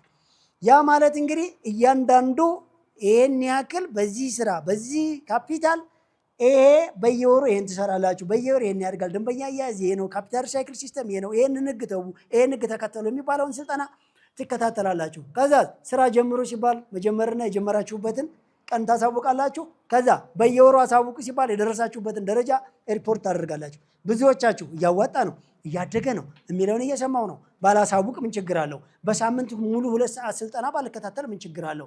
አቴንዳንስስ ባልሞላ ምን ችግር አለው የምትሉ የሆነ ሰዓት ላይ ከኛ መንገድ እየወጣችሁ ነው። በሁለት ዓመት ሚኒመም ከ4 ሚሊዮን እስከ 80 ሚሊዮን የሚባለውን እንቅስቃሴ አታገኙትም። እመኑኝ፣ የሆነ ሰዓት ላይ ትወድቃላችሁ። ደውላችሁ ወይም በሚሴጅ ወይም በሶሻል ሚዲያ ጥያቄ ወይም በአካል ጥያቄ ብትጠይቁን እኛ ልናስተካክለው የማይችል የተወሰበሰበ ነገር ውስጥ ሄዳችሁ ገብታችሁ ስለምናገኝ ቀጥ ብላችሁ በእኛ ራዳር ውስጥ ተከተሉ። የእኛ ድርጅት 2 ዓመት ሙሉ ከጎናችሁ እየኮተኮተ እስከ ሚሊዮነር እስከምትሆኑ ያመጣችኋል። ከ2 ዓመት በኋላ ብሎም ከዛ በኋላ ሚሊዮነር የምትሆኑ ሰዎች በየቦታ የሚሊዮነሮች መንገድ እንዲከፈት ከአካባቢያችሁ እውቅና እንድታገኙ ይሄ ስልጠና እንዲስፋፋ በየሀገሩ ትሬኒንግ ሴንተር የስልጠና ማዕከል በየቦታው እንዲከፈት እናንተም ደጋግና ሌላውን ህዝብ አሰልጣኝ እንድትሆኑ የዛን ጊዜ በነፃ ያሰለጠናችሁትን ለትውልድ ሲሰጡ እንደከፈላችሁን ስለምንቆጥረው የዛን ሰዓት እኛ ደግሞ እረፍት ያስፈልገናል። ስልጠናውን ለማን ተዋለን? ለእናንተ ለሚሊዮነሮቹ። ግልጽ ነው አይደለ? ስለዚህ ይሄን ልናደርግ ነው የኛ ትልቁ ሀሳብ። ሌላ ቤት ኪራይ በሰላም ጉዳይ ይሁን መንግስት በየጊዜው ከሚያወጣው ፖሊሲ ይሁን የገንዘብ ግሽበትና ውድነት ይሁን ምናልባት አዳዲስ ወደ ቢዝነሱ የሚገቡ ሰዎች ብዛት ሊሆን ይችላል። የቤት ኪራይ አጣን ለምትሉ ሰዎች በጣም ትላልቅ ሳይቶች በተለያዩ ባለሀብቶች ባንድ ቦታ በእኛ ጋር ኮንታክት እያደረጉ ትልልቅ የንግድ ቦታዎችን እያስፋፉና እየገነቡ ነው ያሉት። እንደየ አካባቢያችሁ ጋይድ እናደርጋቸዋለን። ገብታችኋል? የትኛውም ከተማ ላይ። ሌላው በዚያው አጋጣሚ አጠቃላይ ትልልቅ የገበያ ማዕከሎችን የገነባችሁ ህንፃ ሊሆን ይችላል፣ ጊዜያዊ ቆርቆሮ በቆርቆሮ ሼድ ሊሆን ይችላል፣ ሌላ መለስተኛ የገበያ ማዕከላት ሊሆን ይችላል። የትኛውም አካባቢ ላይ የኛ የሚሊዮነሮች መንገድ ሰልጣኞች ገብተው ያንን ቦታ የማምረቻ የመሸጫ የአገልግሎት ማዕከል ስለሚያደርጉት አጠቃላይ አከራዮችም በ0910 80 80 19 ቤቱ ስልክ ላይ በሚሴጅ አስቀምጡልን። ወይም አስቸኳይ ከሆነ ለሁላችሁም ለተከራይም ለአከራይም የሚጠቅም ነው 09 32 39 04 01 ላይ ደግሞ ለግማሽ ደቂቃ ብቻ የሚቆይ ስልክ በስራ ሰዓት ላይ ሃሎ ብላችሁ በአጭሩ ስማችሁን አድራሻችሁን እና የምትፈልጉትን አገልግሎት ጠይቃችሁ ጠቁሙን ማለት ነው። እነማ ተከራዮችም አከራዮችም ከወሬ ተግባር ላይ ትኩረት እናድርግ። ዝቅ ብለን ከፍ ማለትን እንልመድበት። ግልጽ ነው አይደል? ለነበረን ቆይታ እጅግ በጣም እናመሰግናለን። ሁላችሁም መልካም ሳምንት ይሁንላችሁ። አንድ ጊዜ እስካሁን ጊዜ ሰጥቶን ታግሶን ሰላም ሆኖልን ስንማማር ላቆየን ፈጣሪ በምታምኑት ሃይማኖት ለአንድ ደቂቃ ቆም ብለን ምስጋና እናድርግ።